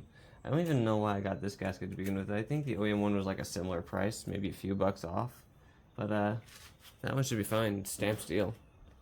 And then the throttle body only goes on one way. Where'd my hardware go? I think these go somewhere between 12 and 20 foot-pounds. I could be so wrong on that. But it's going to have to come apart whenever I do the swap because, well, I'm going to take the intake manifold off so that way I could potentially reach the knock sensor wire if I have to. Or, actually not the knock sensor, the starter motor. I cannot, I might be able to get all that stuff later on without removing the intake manifold, but just in case, I'm leaving it off. And I believe both of these are the same length. Nope, there's a longer bolt here. Alright, so the middle bolt here is from the intake manifold, and the one on the right and the one on the left of the throttle body. There's a chance I just might have mixed up a bolt. I don't know how I feel about this. I took that shorter bolt to put it in the intake manifold. It fits just fine. And then these two longer bolts. Both of the bottom threads are through threads. So these don't bottom out, but for some reason they're just not threading into the intake manifold. It's not like it's stripping the threads. I think it's because the threads are painted. I think. They're just like not going in there all the way. So, worst case scenario, I just buy different bolts. Because I'm sure I could find these at Home Depot, just shorter versions of this, or I just even cut these bolts. I could. That one threads in there nicely. I think it's just because the threads are painted. I'm just going to leave that bolt in there and deal with the threads at a later date. Worst case scenario, I either get a shorter bolt or just cut it or just thread it. I don't think, it doesn't feel like it's going to snap off in there. I just don't know why it's not like wanting to go in there properly. It's a little confusing. And for the cable throttle, just bring it as far over here as possible. Let me show you what I'm doing instead of tell you what I'm doing. So this part needs to just loop around, go through this hole, line up with the notch, if I could line it up myself. And then on the other side of the throttle cable, just pull it. And then now, cable throttle. Cable throttle, it would go right here, connect to the, I think it's called the cruise control thingy in the engine bay. And then that would connect to your gas pedal, and that's how you open the throttle body. I brought the tripod up a little further to install the fuel rail, and the fuel rail bushing thingies, is it going this way? No. Oh wait, that's not how I put it in the right spot. They go right there. Whoops. Let's try to put that in the actual fuel rail hole itself, but nope, they go on those parts of the cylinder head. And then the fuel rail itself with all 4 injectors and all 4 injector O-rings. Whatever lube is on them to begin with, that can just stay. Just gonna push these all into place ever so slightly. Put all 4 O-rings in there then. And then they just line up with these bushings here, these plastic bushings. If all 4 fuel rails can line up in the holes to begin with, that'd be great. And then we just grab, where did I even put the bolts at? And then just snug up these 2 bolts by hand. I think these go down to like 5 foot-pounds. I don't know why I'm thinking that. I could be wrong. These shouldn't even go in by a lot to begin with. They're on a plastic bushing, so these don't get torqued to infinity and beyond. I know that much. And then there is this little bolt on the side that mounts on top of the cylinder head. Right there.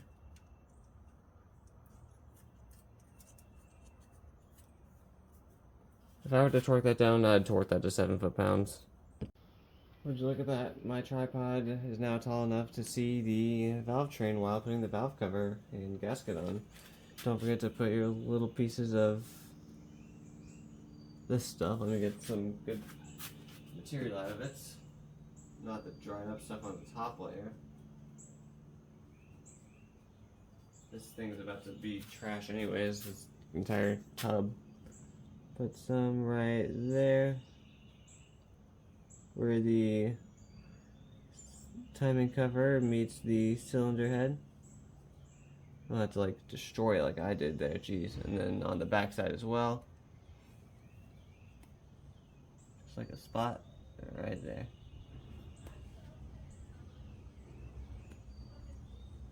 I'm just trying to make it look pretty. That's all. I should stop touching that one. Put the lid back on. There's a little bit left in that tub, but whatever. And then the valve cover with the fresh O-ring. There's a fresh O-ring in there. And then the Felpro valve cover gasket. Felpro's good with this stuff, so yell at me later. And then you just gotta line up the back side first with that O-ring. And then rotate it around. And then it just slides into, should just slide into place. Should.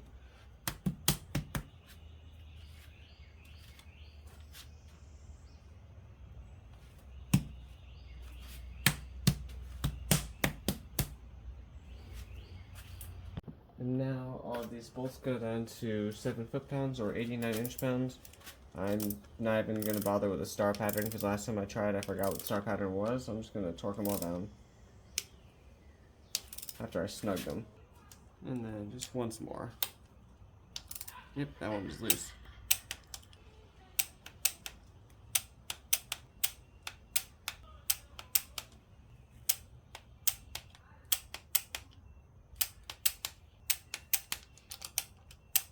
Yep. That's all down to 7 foot-pounds or 89 inch-pounds. Moving a little further down here, we got the vent tube, and we're using the gasket that I had kind of squished. It should be fine. I think it only goes on one way. Yeah. And then these studs, also I'm lining up the studs like I am at bolts here. Hello? Are you gonna work with me or against me here? Thank you. These studs, if you were to torque them down, very freaking little. These are just supposed to sit in the cylinder head and allow you to pull on the threads of the cylinder head. That's all these are for, these studs. And the one socket that I have that fits on here is a 4mm socket, so I'm literally just gonna tighten this until it gives me until it just stops. Same with the ARP studs.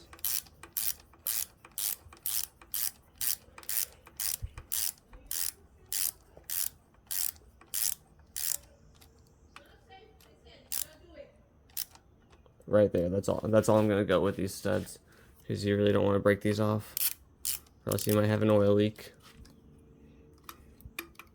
Also, I've tightened down this new gasket so many times it might leak a little bit of oil. A little bit. But I'm not really too concerned because it's an easy gasket to replace if I need to. Yep. And then these two nuts go on here at the same torque spec as the valve cover bolts. 7 foot-pounds or 89 inch-pounds.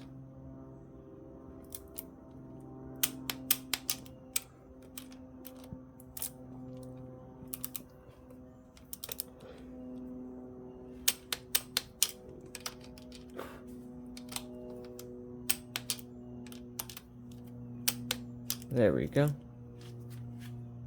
Spark plugs. I have NGK ruthenium spark plugs here from Rock Auto. Should be just fine. You just go into the cylinder head like that. Reverse thread it so you don't cross thread it. If we truly want to get technical with the spark plugs, 13 foot-pounds is where I'm maxing out. Some sources say 12.5, some sources say 13.5. So I set this to 13. Literally average. That feels about right. If you want to snug them up, so go ahead and snug them up.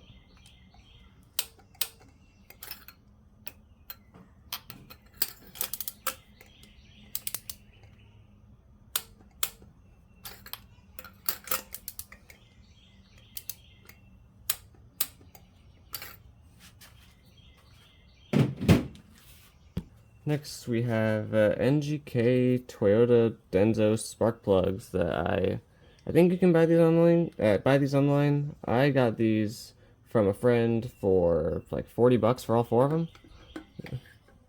They just slide into place like so. Bam. Third one going in. And then the last one. Just like so. And then I'm not even going to torque down these bolts. I'm just going to give them like a small snug, like right there. That's all they need.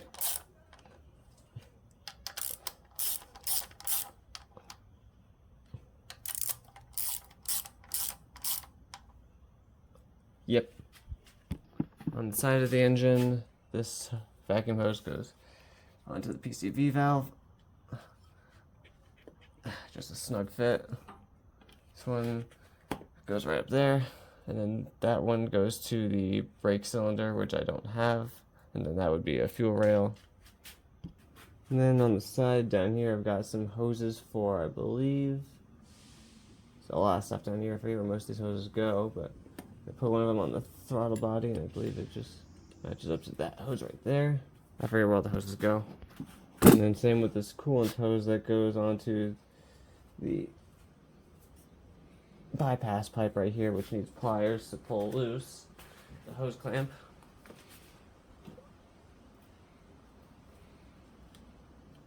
Screw this hose clamp, man. Oh my goodness. Pull that back just a little bit. Bam. And then that's, I think, also goes on the throttle body. And then the big old hose that goes on the side of the cylinder head right here, that will go to the heater core, I believe. And then I forget where this last hose goes to. Can't remember if it goes right here to one of the pipes down there for the coolant, or if this goes to the, no, this one goes to the reservoir on the side. This one on the side goes to the reservoir down here. That's why I couldn't remember it. And then I believe, last but not least, I need to clean this thing off. I also kind of want to paint it, but maybe later. I don't know if these bolts were supposed to be 4 or 5mm hexes, but I made the 5mm hex bolts fit, and now these are 5mm hexes. All 4 of them. If it'll thread in, it'd be great. I don't know why this entire plastic piece is so hard to line up. I don't know why.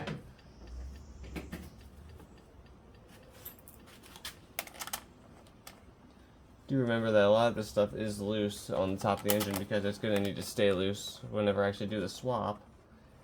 A lot of the stuff will need to come off a little bit, so nothing's being torqued all the way, or a lot of things aren't being torqued all the way, and that's how I want it to be that way. This I'm not even going to tighten it with a wrench. I'm literally just going to tighten it with my hand. This doesn't need to be on there that tight.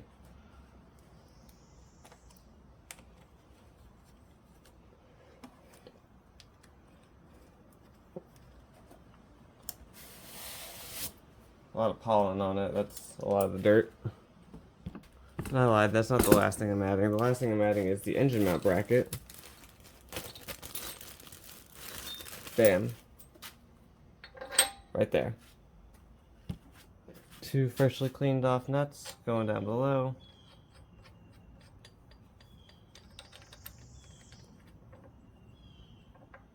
Nothing is being torqued. Nothing is being tightened down. You get the drill.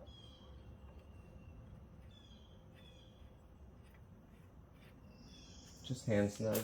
And these bolts, I actually don't know if these bolts are long enough. So like they just like barely even reach the threads. I might need to get longer bolts. I think I have the wrong bolts for this.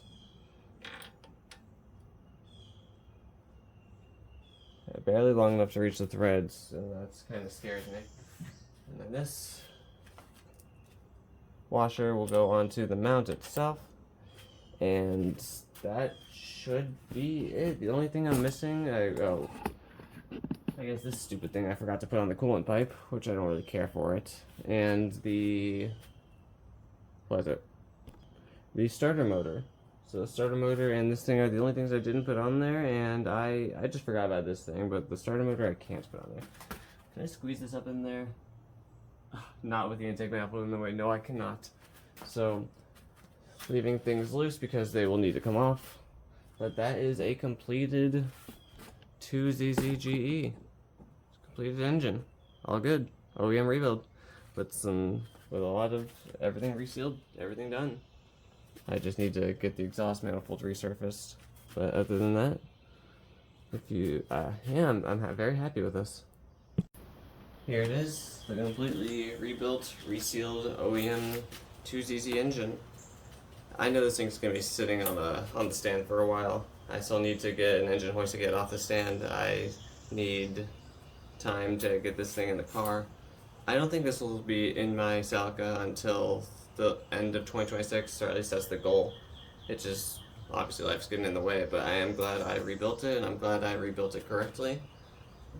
It is going to last a very long time with being under me as the owner.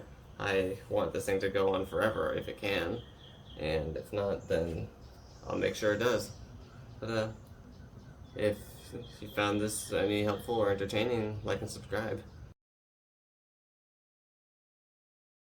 If you made it this far into the video, congratulations. There's a few small things that I missed slightly after the rebuild, and you get to follow along with me. So down underneath the engine, I'm gonna move the I keep on trying to call it a shock sensor. It's knock sensor wire. I'm gonna just crimp onto the hose right here if I can reach it. It's kind of difficult to reach without removing the intake manifold. Just kind of get this hose down here, that's all.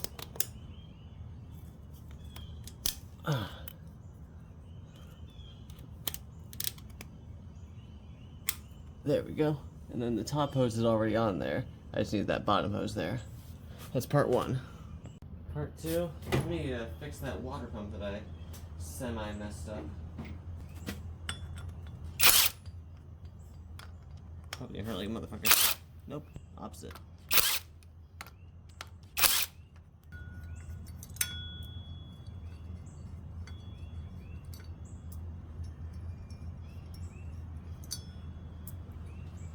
If you already know what I did wrong, then thank you for paying attention, but here's what I'm going to do to fix it.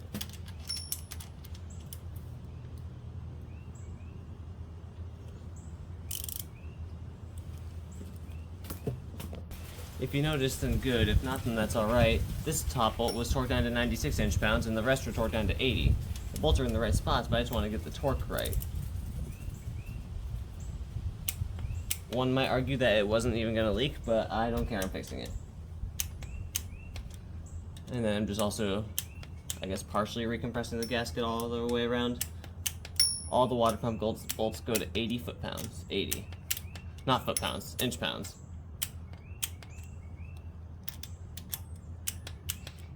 I don't want this to leak.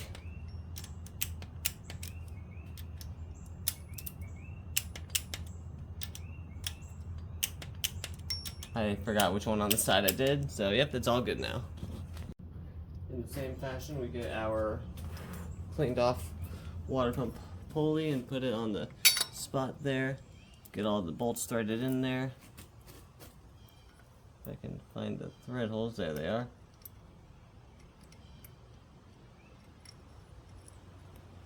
Just gonna run them down real quick, not torquing.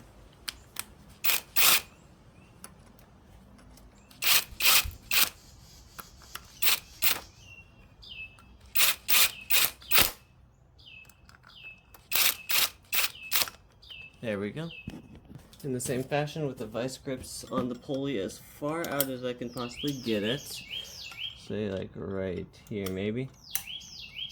A little bit tighter on the vice grips actually, not by too much. Like one twist right there. Half a twist? Yeah. There we go. Oh great, it's stuck on the water pump bolt. Nope, not there. Sorry, chat, one moment. Stuck on the crankshaft pulley, that's where I want you. With our torque wrench set to 132 inch-pounds, or in this case 11 foot-pounds. I'm going to torque them down in a star sequence.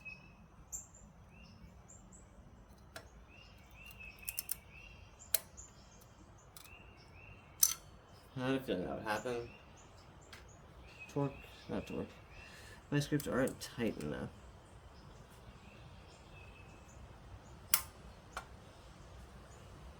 Don't hit the paint on the timing cover even though it won't be seen. Don't do that.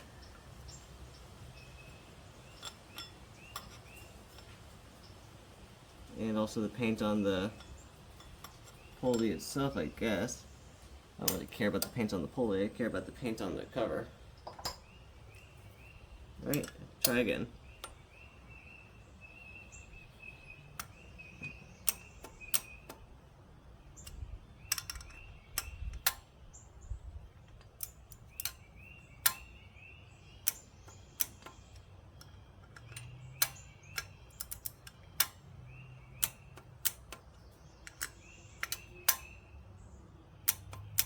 One more time.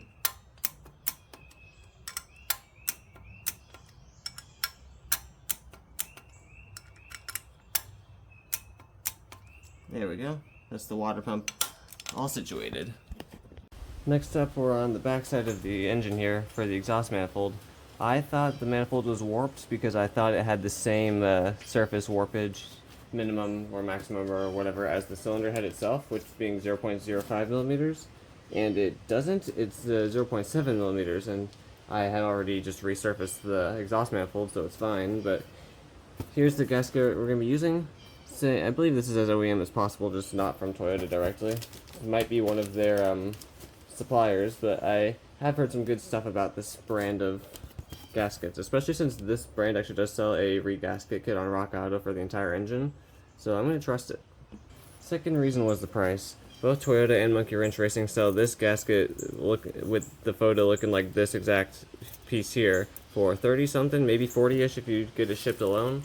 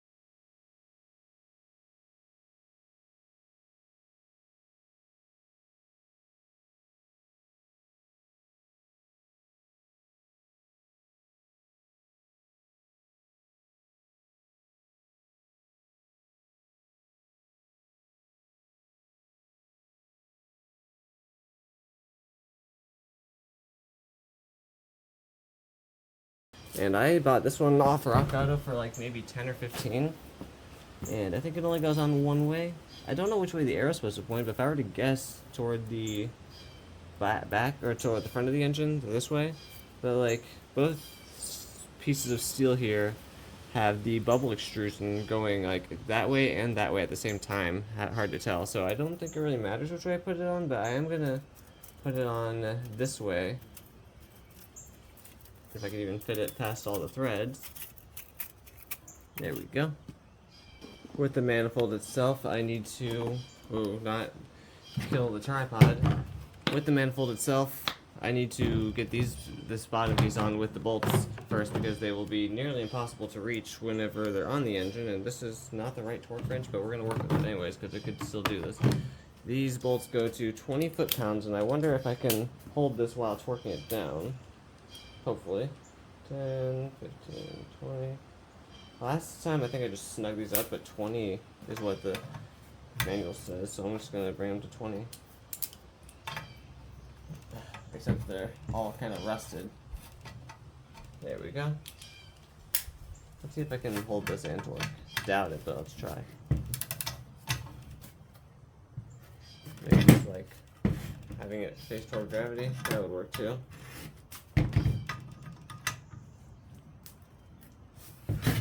Whoa, whoa. Yeah.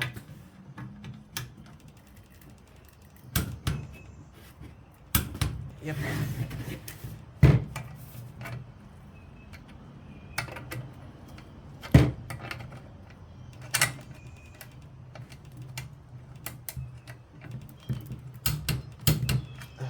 The top ones will be way easier because the manifold will actually be on the cylinder head, so.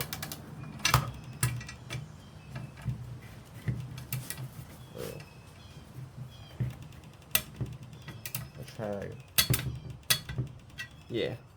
It's not like these are gonna go flying anywhere anyways. Hope not.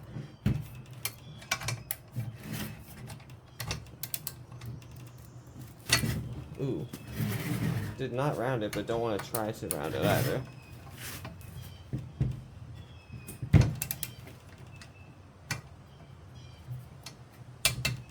There we go. 20 on all those bolts. Actually, I'm gonna walk around the other way here. On the back side of the engine, we have the cylinder head and the gasket, and here's the exhaust manifold, looking nice and beautiful after I resurfaced it at home for like 10 bucks. I fit that on there nicely. All the hardware should be clean enough. And then it's gonna be a moment here.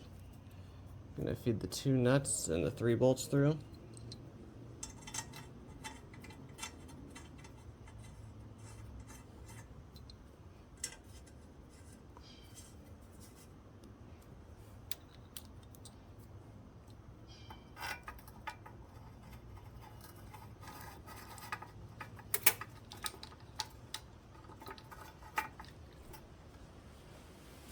Put that somewhere real quick, that bolt. Nope. Put that right there. There we go.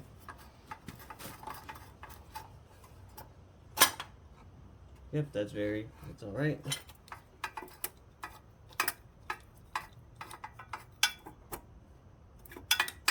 Anything going in? It is. Alright. And then the last bolt. These 3 bolts and 2 nuts are different than the rest of the bolts that go to the exhaust manifold, so they're not hard to mix up. In fact, while we're down here, oh, it's threading a little weirdly, but that's fine.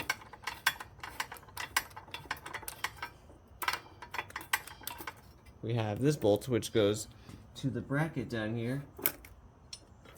Oh, did I put the exhaust manifold on the wrong side of the brackets? I might have just done that. Not the worst thing I could do. I do have the bracket able to be moved. Oh, no, it's not. It's on the right. It's actually correct. Never mind. Sorry. I'm going to feed this through. I'm not going to torque anything down yet.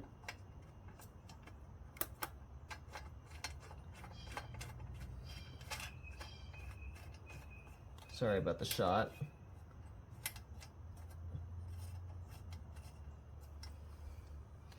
Alright, first I want to torque down the main 3 bolts and 2 nuts. in a star-shaped pattern down to 37 foot-pounds these are going to. Well, let me get all the bolts in there first, sorry.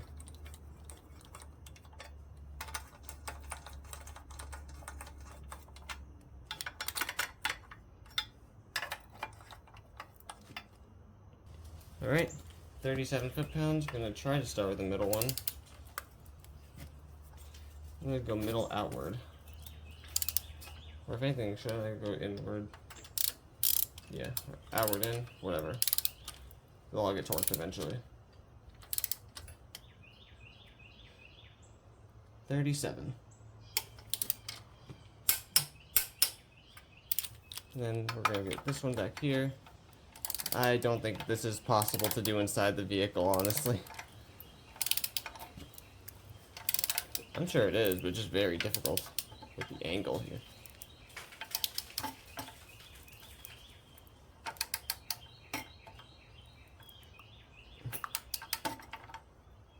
There we go, now it's starting to tighten up. There we go.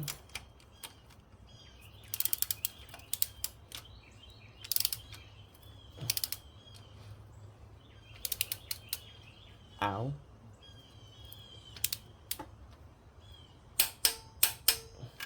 This one's a little more free. Better angle.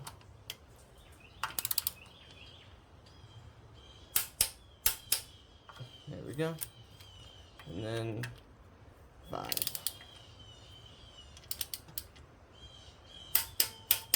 And now I'm going to go the other way in the cross pattern. So this one first.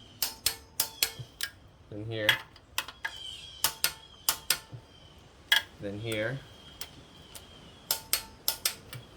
Then down here again. And lastly up here. And that's the exhaust manifold on there. Next we have these 5 silly bolts. And then these all go down to 20 foot-pounds as well, 12 millimeter. Like I said, much easier to do this one since it's actually on the manifold. And this bolt just needs to rotate a little bit.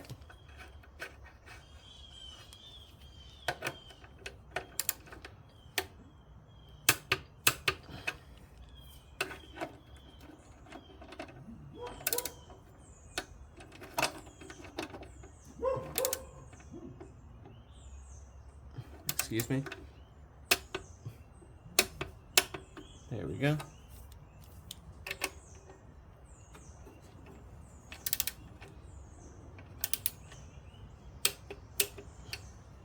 And lastly.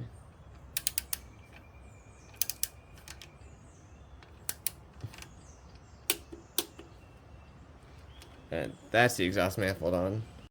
Alright, this bolt and this nut down here for the quote-unquote exhaust manifold stay, 37 foot-pounds.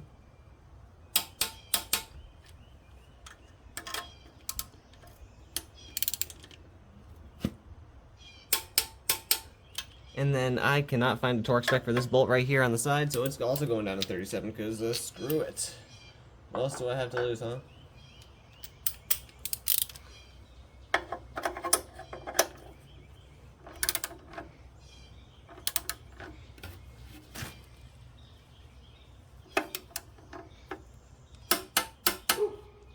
And then I did make a mistake here. These 5 heat insulator bolts and the ones on the bottom as well, these go down to 15 foot-pounds, but 15 to 20 I'm not going to care. 20 foot-pounds, I can have the extra 5 for all I give a darn. Oil pressure sensor, ultra gray or fill in place gasket on the threads, screwed in here, and it goes down to 9 foot-pounds, but the lowest torque wrench I have other than I guess inch-pounds, but this is a half inch, so I'm going to do 10 foot-pounds, because why not? Wouldn't hurt. The extra foot-pound isn't going to kill it.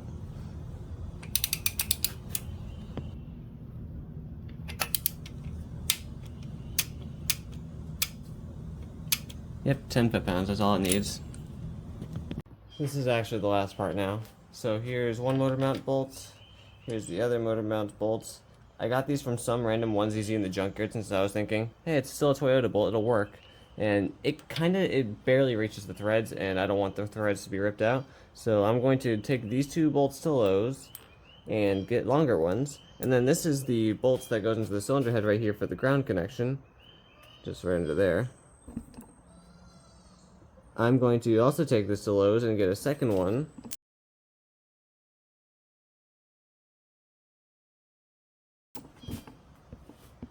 Because this bolt fits into the cylinder head right here as well.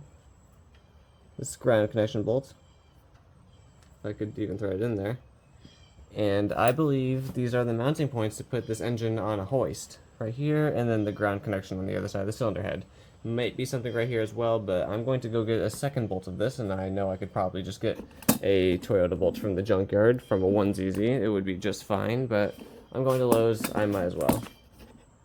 And then, other than those bolts, that is actually it. The 2ZZ is done.